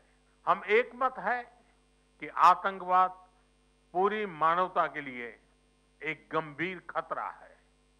भारत और जर्मनी इसके विरुद्ध एकजुट होकर पूरी दृढ़ता से लड़ाई जारी रखेंगे। Bilateral trade between the two countries has crossed $50 million with over 2,000 German companies operating in India. Joining us now is Major General Dr. Rajan Kochar. He's a senior strategic and international affairs expert. He joins us live from New Delhi. The significance of this meeting, Dr. Kochar, what does this say about bilateral relations between Germany and India? Thomas, good evening to you. It's a very, very welcome sign to see European countries coming closer to India. And first it was France, we had and Great Britain, and now we are seeing Germany. So it speaks of India's stature in world geopolitics. And a German Chancellor coming to India is always a pleasure to have him as our guest here. And the significance, as Prime Minister Modi, we just heard, counter-terrorism, I think, is a major, major concern for all the world today. We saw what happened in Australia. We see what is actually happening in the world over. this problem is not limited to one region only, and therefore it requires the approach of a combination of factors, and each country must commit itself to a pledge to tackle terrorism in a very, very firm manner. And those who are perpetrators of terrorism should be condemned here. So I think that's a strong statement being made by the Prime Minister. Apart from that, Germany and India have a very resilient trade, and we would like to build up upon this to have secure and resilient supply chains, because today we have seen in this world, especially after the World War II, we have seen how the supply chains have been impacted by various incidents. For example, if there was an incident in the Middle East, we saw the problem in the Red Sea and the supply chain getting impacted. The problem in Tehran also now, and Iran also now will also see supply chains getting impacted. So I think this is one area, and especially we have seen in the COVID times also. So Germany, European Union and the G7 countries can come together and build up this resiliency. Next important aspect is geopolitical and economic implications of this visit. We would like to see a review of the multilateral institutions, and I think India and Germany can make a lot of difference. I believe some talks will also be there, how the reforms can be initiated in the United Nations and make it more relevant to ensure that peace and tranquility is there in this world. And it is a very strategic partnership we have with Germany now, and it is not diplomatic rhetoric. It is two well-meaning countries are getting together, and the real test will be that whether this alignment culminates in a stronger action or a stronger message to the multilateral forums around the world.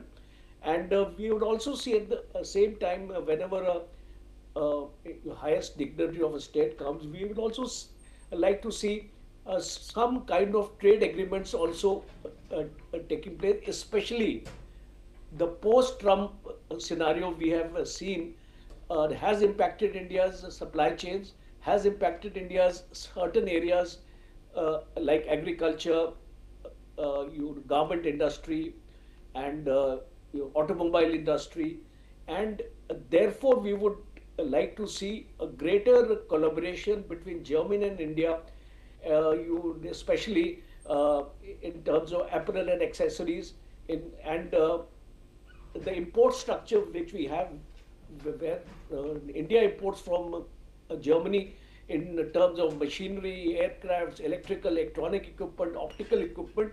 We would like to see a joint ventures coming in, because when we talk about Atmanirbhar Bharat, I think our aim is that we must bring in the foreign direct investment into India, and I think this should pave a ground with better understanding and trust between the countries to bring in a foreign direct investment into India. Yes, indeed. Dr. Kochhar, thank you very much for joining us here on NewsX World. It's always a pleasure to speak to you. And we now move on, and some news from the tech world. And India has proposed requiring smartphone makers to share source code with the government and make several software changes as part of a raft of security measures, prompting behind-the-scenes opposition from giants like Apple and Samsung. The tech companies have countered that the package of 83 security standards, which would also include a requirement to alert the government to major software updates, lacks any global precedent and risks revealing proprietary details. The plan is part of Indian Prime Minister Narendra Modi's efforts to boost security of user data as online fraud and data breaches increase in the world's second largest smartphone market, with nearly 750 million phones. The Indian proposals also require companies to make software changes to allow pre-installed apps to be uninstalled and to block apps from using cameras and microphones in the background to avoid malicious usage. India has proposed requiring smartphone makers to share source code with the government and make several software changes as part of a raft of security measures, prompting behind-the-scenes opposition from giants like Apple and Samsung. The tech companies have countered that the package of 83 security standards, which would also include a requirement to alert the government to major software updates, lacks any global precedent and risks revealing proprietary details.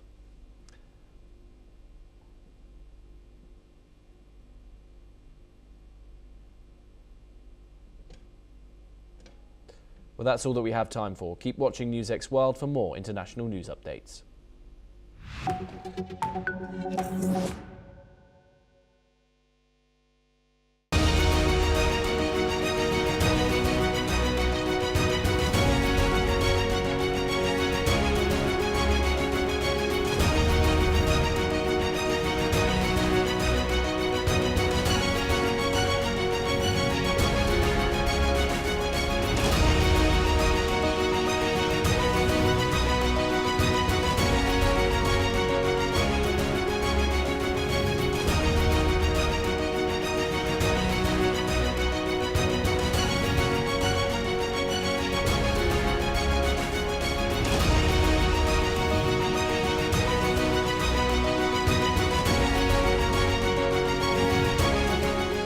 In the midst of this, life persists. In the midst of untruth, truth persists.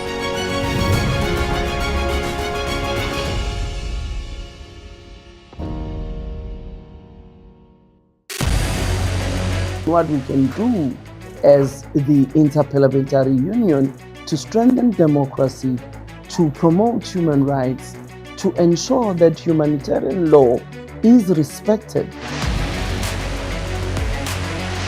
UN Security Council needs a makeover, a comprehensive reform, and India deserves a position there, a role there. Prime Minister Modi during Operation Sindoor made it amply clear that war has never been India's choice. We are with the side of peace. We are neither neutral nor indifferent. We are with peace. We would have dealt with US a whole lot on trade and those kinds of things, and that's not as certain these days. So we have to go back and look at our European partners, our Asian partners. An opportunity to exchange, to have a dialogue, to have a debate on a different perspective on finding the solution of the conflict. First thing that is important to have a common ground, and that we do have with humanitarian laws and human rights, but also to say, okay, what does it mean for us as a country to act on these laws and how can we work together? When we realize that there's something wrong with democracy, the institutions and policies, values come together and we take stock, and it's possible then to improve and chart a new course for democracy. It's the people's right to self-determination. And if they want to be independent, they should be independent. We will not start a war against Greenland.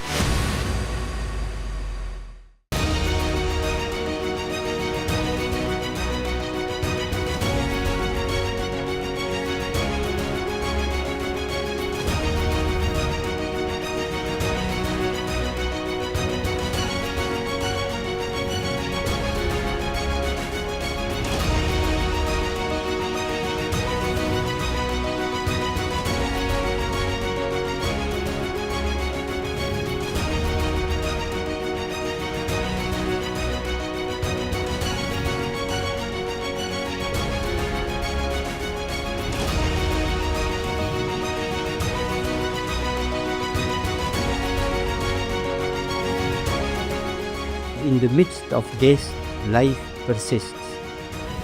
In the midst of untruth, truth persists.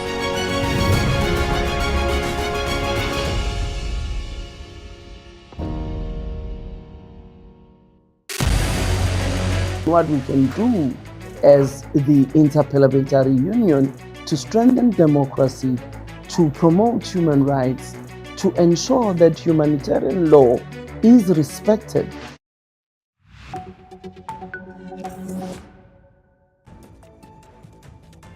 Trump's threats to Greenland, a constant push for occupation, European Union's dissatisfaction, United States' NATO membership. Will the US be excluded from NATO if it attacks Greenland?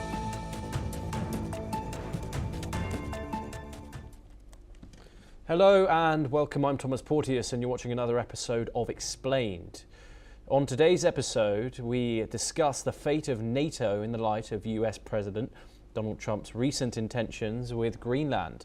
Following his recent strikes on Venezuela, Trump has warned that the United States must do something about Greenland. Trump and other members of his administration, like US Vice President J.D. Vance and US Secretary of State Marco Rubio, have backed Trump's push to get Greenland. Trump has in fact stated that occupying Greenland is an important step to deter Russia and China. Let's in fact listen to what he had to say. I would like to make a deal, the easy way, but if we don't do it the easy way, we're going to do it the hard way.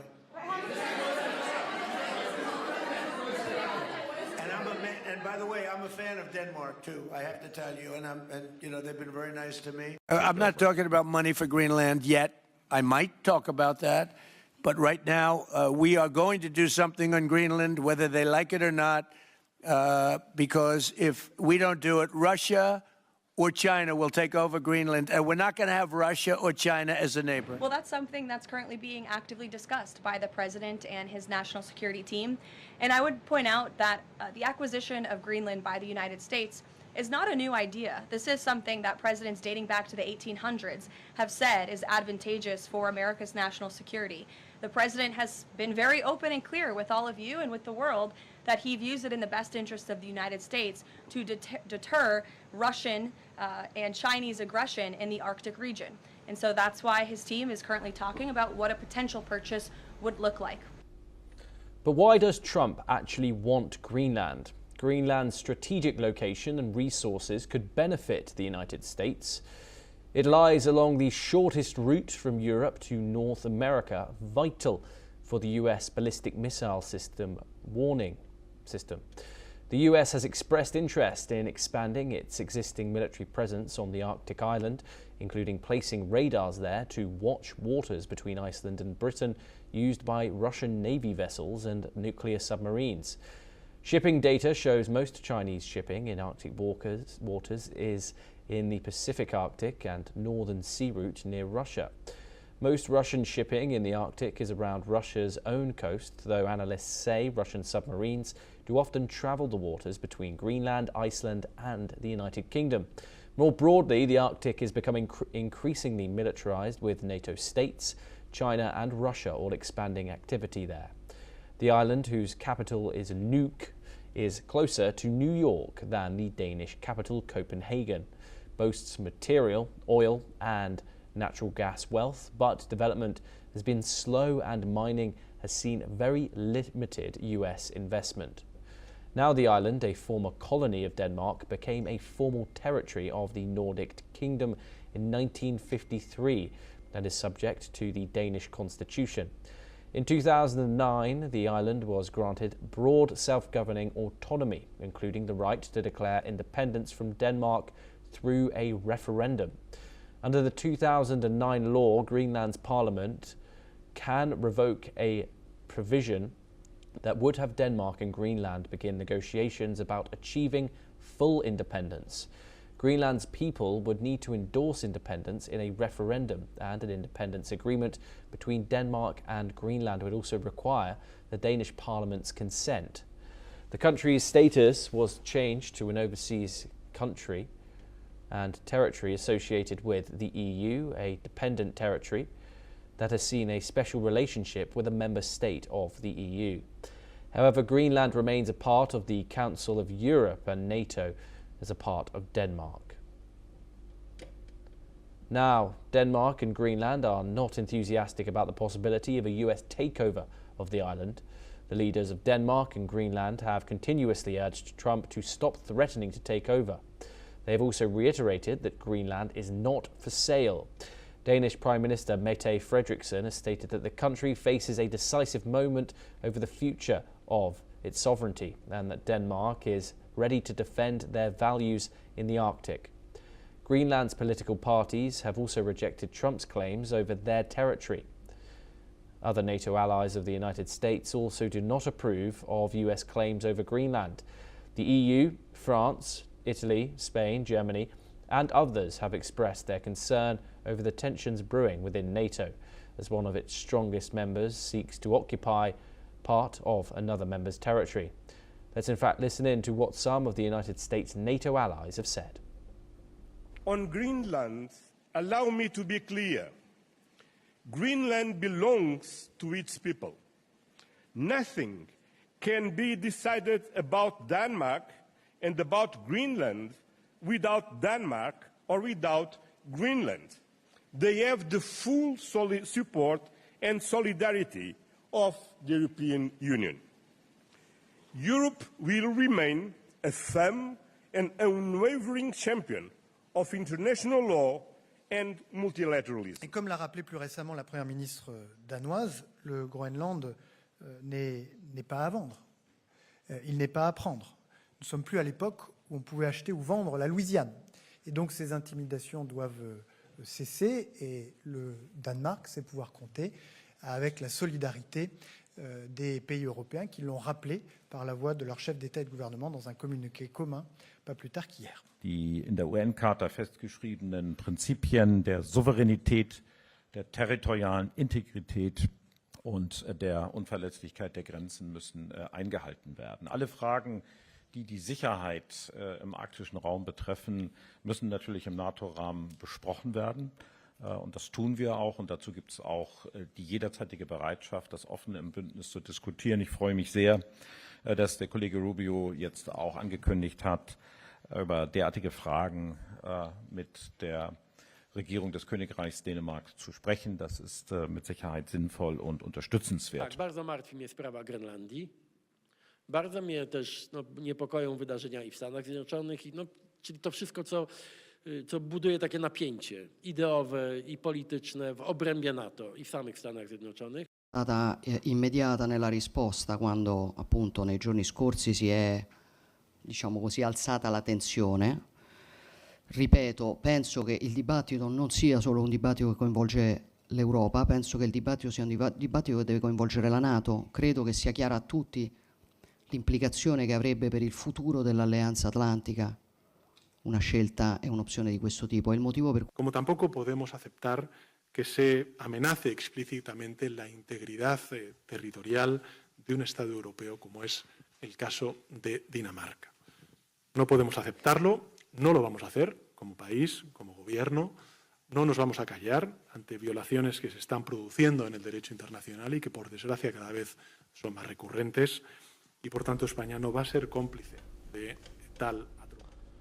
In response to European leaders like Italy's Meloni stating that they do not think the US military will take action in Greenland, US Vice President J.D. Vance stated that Europe should take President Trump's threats seriously.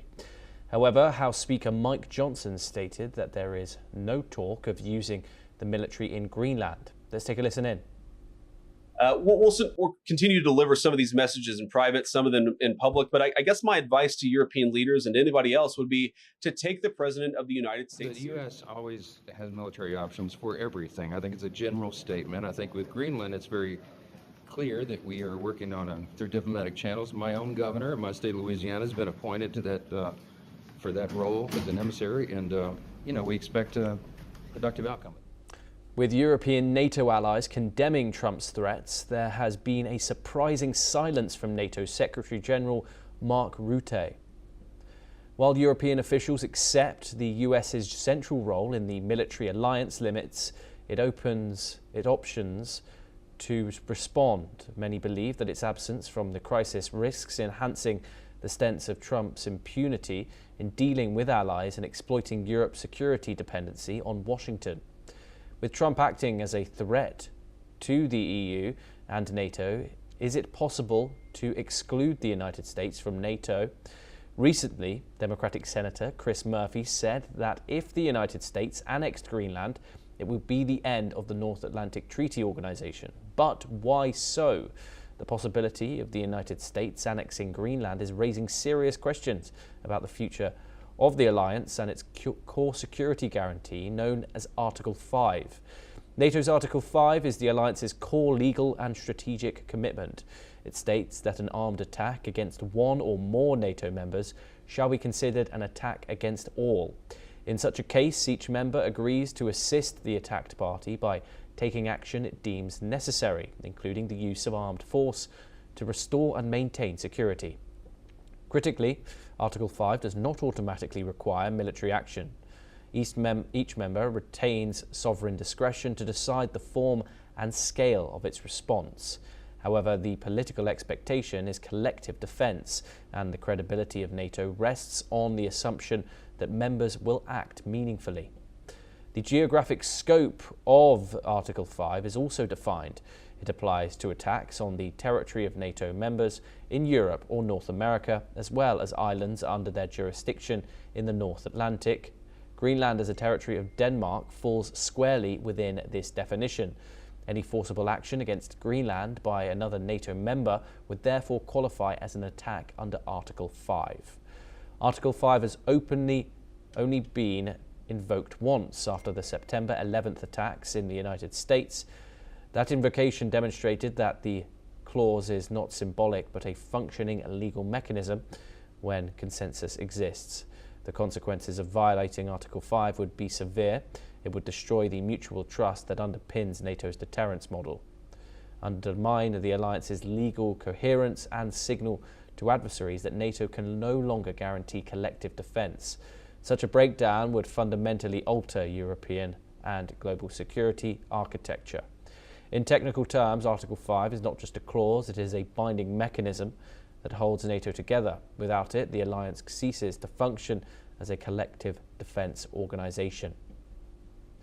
Now, the NATO treaty does not contain any provision for expelling a member, even if that member violates the alliance's principles. However, NATO functions by consensus. A member that attacks another would face total political isolation, loss of operational cooperation, and effective paralysis within the alliance. In practice, this would mean de facto exclusion without formal removal. But will that be the case for the United States? The United States is the central pillar of NATO, the alliance that has shaped European security since the end of World War II. While NATO has 32 members, the US provides the bulk of its military power, funding, and strategic coordination. As debate grows about NATO's future, a key question emerges: can the alliance function without Washington? The US's role in NATO is crucial in 4 major areas. First is the nuclear umbrella. The United States provides NATO's ultimate deterrent through its vast nuclear arsenal and global delivery systems. While Britain and France also have nuclear weapons, their capabilities are far more limited. Second is military spending. The US accounts for around 2/3 of total NATO defence spending, funding advanced weapons, intelligence systems, and global logistics. Third are strategic enablers, satellite surveillance, heavy lift transport, and air-to-air refueling, capabilities most European armies still lack. Finally, there is credibility. About 100,000 US troops stationed in Europe act as a deterrent. Any attack on NATO would immediately involve American forces, making escalation unavoidable. Could NATO survive without the US? On paper, European NATO members outspend Russia and have more troops. Defence spending is rising and allies have committed to greater autonomy by the next decade. But without US leadership, NATO would face a dangerous power vacuum. European forces remain fragmented, logistics depend on US systems, and deterrence could weaken. Rivals may test whether Europe alone would really defend its smallest members. In short, NATO can exist without the US, but without America it would be a far less coherent, less credible, and more vulnerable alliance. Thus, the United States' strategic importance for the alliance is evident in NATO's silence on the issue of Greenland. Trump remains adamant about the issue, while his NATO allies continue to oppose him. While there is no cause that would allow the expulsion of the United States from the alliance, complete political isolation from NATO is still a policy that could be adopted. But with the United States' significance to NATO, it seems unlikely that this would be the case, even if Trump were to annex Greenland and violate Article 5. Only time will tell the fate of Greenland and the NATO alliance. Well, that's all that we have time for on this episode of Explained. Stay tuned as we bring you more in-depth insights and stories that matter.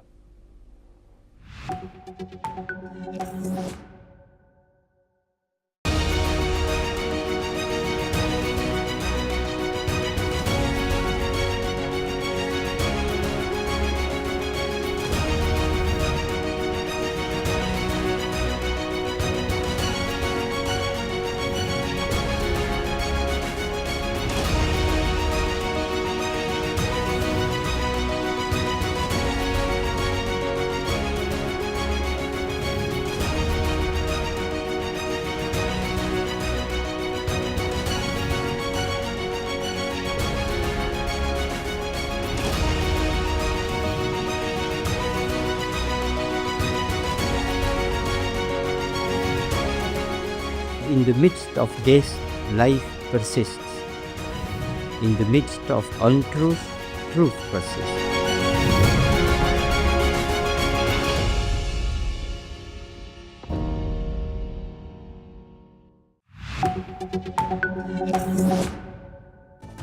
US strikes back after deadly ISIS ambush. Palmyra attack reignites shadow war in Syria. ISIS weakened but far from defeated. Retaliation signals limits of US withdrawal. Old wars resurface in new Syrian era. Hello, I'm Asuma Katauka and you're watching another episode of Explained with me. Today we're breaking down a major US military operation in the Middle East. The US military has confirmed it has carried out multiple large-scale strikes across Syria, targeting the Islamic State militant group. These strikes were not random. They were part of a carefully planned operation launched after 3 Americans were killed in a deadly attack last month. So what happened in Syria? Why did Palmyra become the flashpoint again? Who was targeted, and what does this tell us about America's future role in the region? The U.S. Central Command says American and allied forces carried out coordinated airstrikes across multiple locations in Syria. The targets included Islamic State weapons, caches, supply routes, underground facilities, and operational hubs. These strikes are part of Operation Hawkeye strike launched in December after a deadly ambush in Palmyra. According to the US military, the goal is simple: weaken ISIS's ability to plan attacks and send a clear message that attacks on American forces will be met with force. Officials emphasized that this was a response operation, not the start of a new war. Now let's go back to December 13, the day that triggered this entire operation. In Palmyra, which is in central Syria, a lone gunman opened fire during an interaction involving U.S. personnel and Syrian forces. 2 U.S. soldiers were killed along with a U.S. civilian interpreter. Washington identified the attacker as an Islamic State militant, but Syrian authorities later revealed a twist. The gunman was actually a member of Syria's own security forces, flagged earlier for extremist views and said to be dismissed. In other words, this wasn't just an external ISIS attack, it was an insider ambush, one of the most dangerous threats in modern counterterrorism. Palmyra itself is not just another Syrian city. It's home to UNESCO-listed ancient ruins and was once among the most iconic archaeological sites in the world. ISIS captured Palmyra twice during Syria's civil war, executed prisoners, and destroyed priceless monuments. Even after losing territorial control, ISIS never fully disappeared. The surrounding desert remains a perfect hiding ground, vast, remote, and poorly governed. That's why Palmyra continues to be a hotspot for ISIS activity. Operation Hawkeye strike was officially launched on December 19th, just days after Palmyra attack.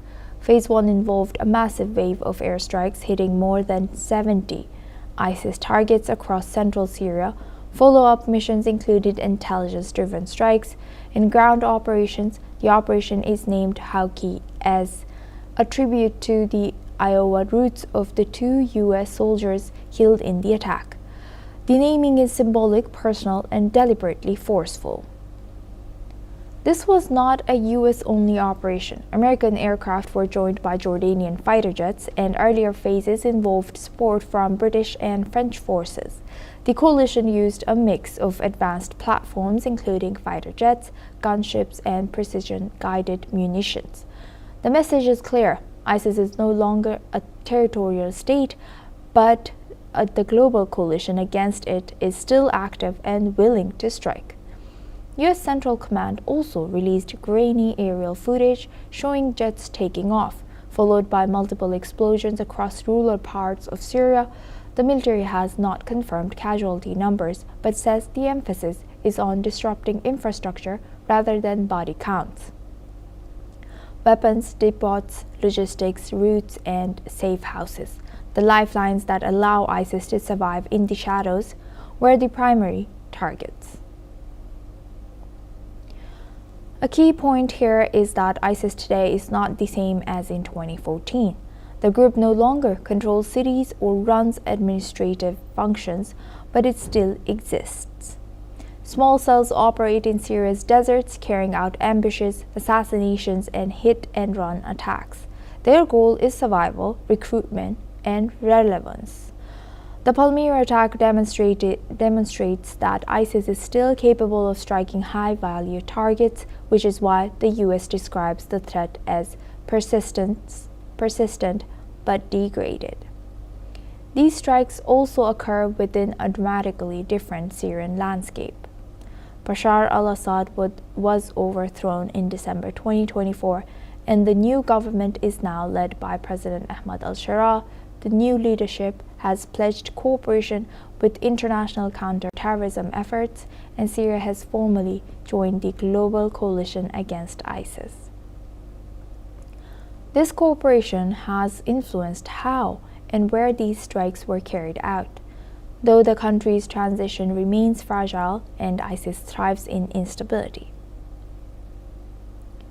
Currently, about 1,000 US troops remain in Syria, supporting Operation Inherent Resolve, the international mission to defeat ISIS.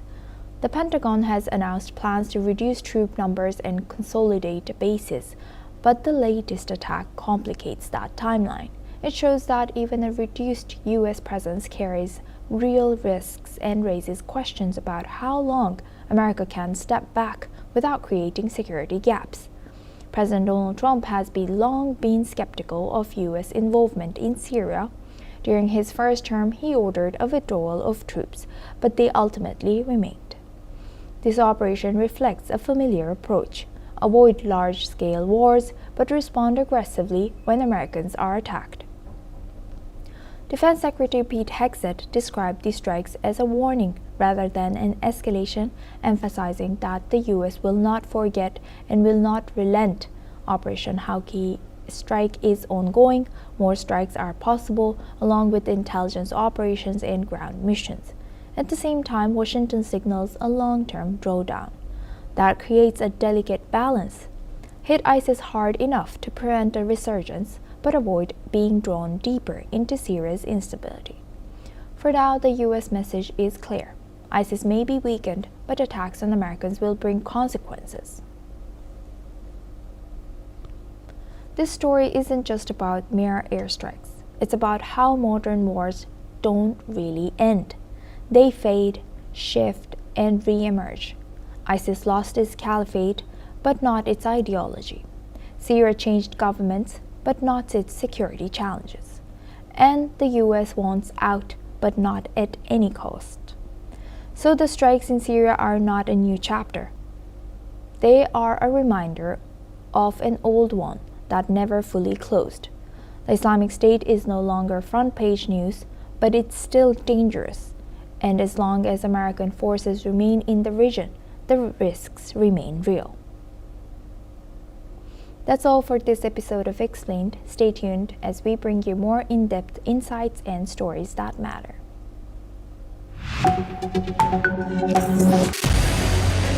What we can do as the Interparliamentary Union to strengthen democracy, to promote human rights, to ensure that humanitarian law is respected. UN Security Council needs a makeover, a comprehensive reform, and India deserves a position there, a role there. Prime Minister Modi during Operation Sindoor made it amply clear that war has never been India's choice. We are with the side of peace. We are neither neutral nor indifferent. We are with peace. We would have dealt with US a whole lot on trade and those kinds of things, and that's not as certain these days. So we have to go back and look at our European partners, our Asian partners. An opportunity to exchange, to have a dialogue, to have a debate on a different perspective on finding the solution of the conflict. First thing that is important to have a common ground, and that we do have with humanitarian laws and human rights, but also to say, okay, what does it mean for us as a country to act on these laws and how can we work together? When we realize that there's something wrong with democracy, the institutions and policies, values come together and we take stock, and it's possible then to improve and chart a new course for democracy. It's the people's right to self-determination, and if they want to be independent, they should be independent. We will not start a war against Greenland.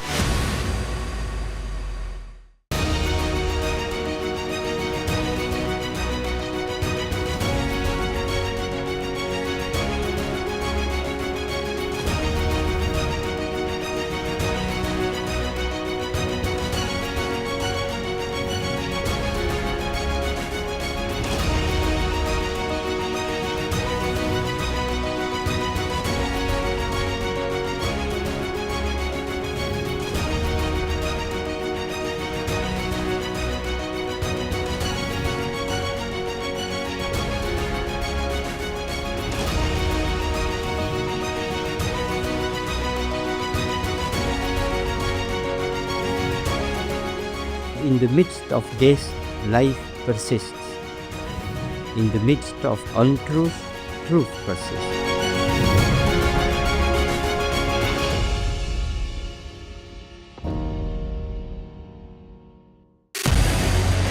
What we can do as the Interparliamentary Union to strengthen democracy, to promote human rights.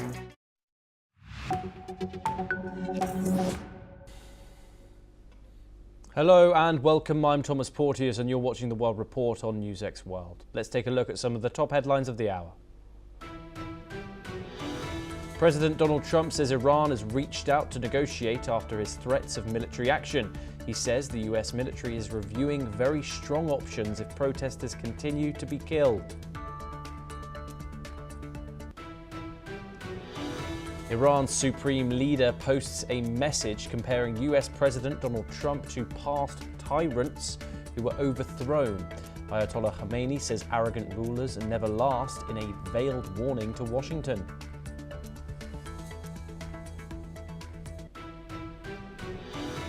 Sources in Tehran say the crackdown on protesters has been intense over the past week. State media shows a calm situation as the internet shutdown enters its fourth day and over 500 people are reported dead.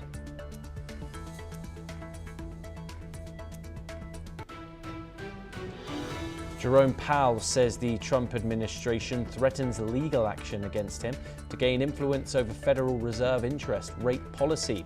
A top Republican senator warns the move undermines Justice Department credibility and vows to block future Fed appointments. South Korean President Lee Jae-myung meets Japan's Prime Minister Sanai Takaichi in Nara as Seoul balances ties with Beijing and Tokyo. The talks come amid rising China-Japan tensions with a focus on US-Japan-South Korea cooperation.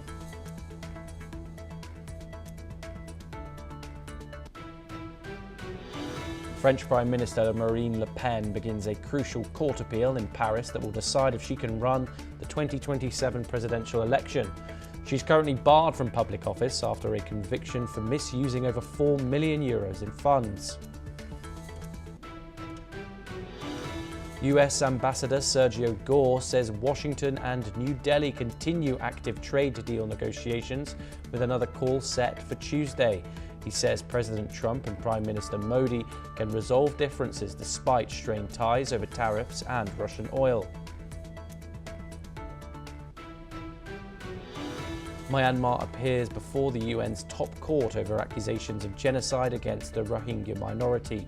The case, filed by Gambia, centres on a 2017 military operation that Myanmar denies violated international law.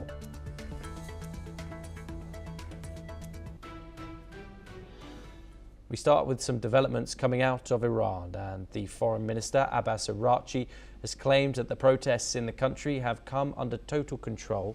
He made the comments to foreign diplomats in Tehran but did not provide evidence to support the claim. Let's take a listen into the statements. Apologies there. Meanwhile, limited messages and videos from Iran show that protests are continuing despite an ongoing internet blackout, making it difficult to assess the full scale of the situation. The demonstrations have entered their 16th day, starting with traders in Tehran protesting a sharp fall in the national currency. The movement has since spread nationwide, with participants calling for the fall of the Iranian regime, prompting a heavy-handed response from authorities. Joining us now is Jordan Cope, a Middle East affairs expert, joining us live from Dallas in the United States. Jordan, thank you very much for speaking to us. The momentum of these protests, how are you analysing them? Of course, we've seen protests in prior years that haven't amounted to the fall of the regime. Are these different? These are certainly different in the sense that they have a stronger backing from international parties and potentially international leaders who have declared that they might act. Donald Trump has made clear that if Iran is to kill protesters, he himself might kill Iranian officials. And so that is one primary difference from the Mahsa Amini protest that occurred several years earlier, when Mahsa Amini, an Iranian Kurd, was brutally murdered by Iranian forces. Even though it aroused international support, no international leader actually committed to potentially intervening in the near future. And so it's quite hard to gauge right now what the reality is on the ground. As you've mentioned, Iran has shut down the internet for 4+ days, 90+ hours until now. And in addition, it looks like the regime might actually be using sophisticated technology to shut down Starlink internet usage from Iran itself, which has been reported as 80% down. It's possible the Iranian regime might have actually been using microwaves radiation to shut down access to Starlink's internet. But one must note that in the past, there have been significant protests, such as in 2009, when millions went to the streets in Iran to ultimately contest the results of a disputed election. And so it's important for people to temper their expectations, assuming the United States doesn't get involved. But the major difference in this case is Trump has suggested rhetoric implying that the United States might actually get involved, and it looks like he has since met with military leaders to discuss potential options.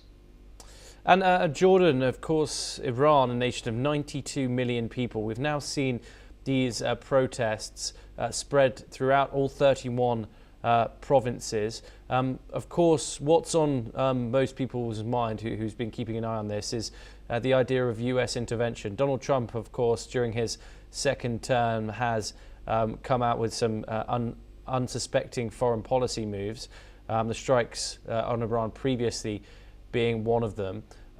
What could be the outcomes of US intervention here? We've, of course, got the option of military intervention, cyber intervention, and diplomatic channels, which Iran has now said are open with the United States. What could be the consequences of more US involvement in the Middle East? I would certainly be surprised if the United States and Iran struck a deal, given that the United States has tried negotiating with Iran in the past, and the negotiations have largely been fruitless. It's ultimately why the United States struck Iran's nuclear facilities in June. The United States gave Iran so many opportunities Iran and the regime are ultimately actors that cannot be trusted. They violated the Nuclear Non-Proliferation Treaty. They violated the JCPOA. I think the hard part to assess is what would a successful strike look like, as some scholars on Iran have already noted on Twitter. The Iranian people are already in the streets, so striking the oil facilities would simply damage the economy, which ultimately might cause some members of the besieged to defect if they ultimately do not get their salary in a timely manner. However, ultimately that's an unlikely option. If the United States ultimately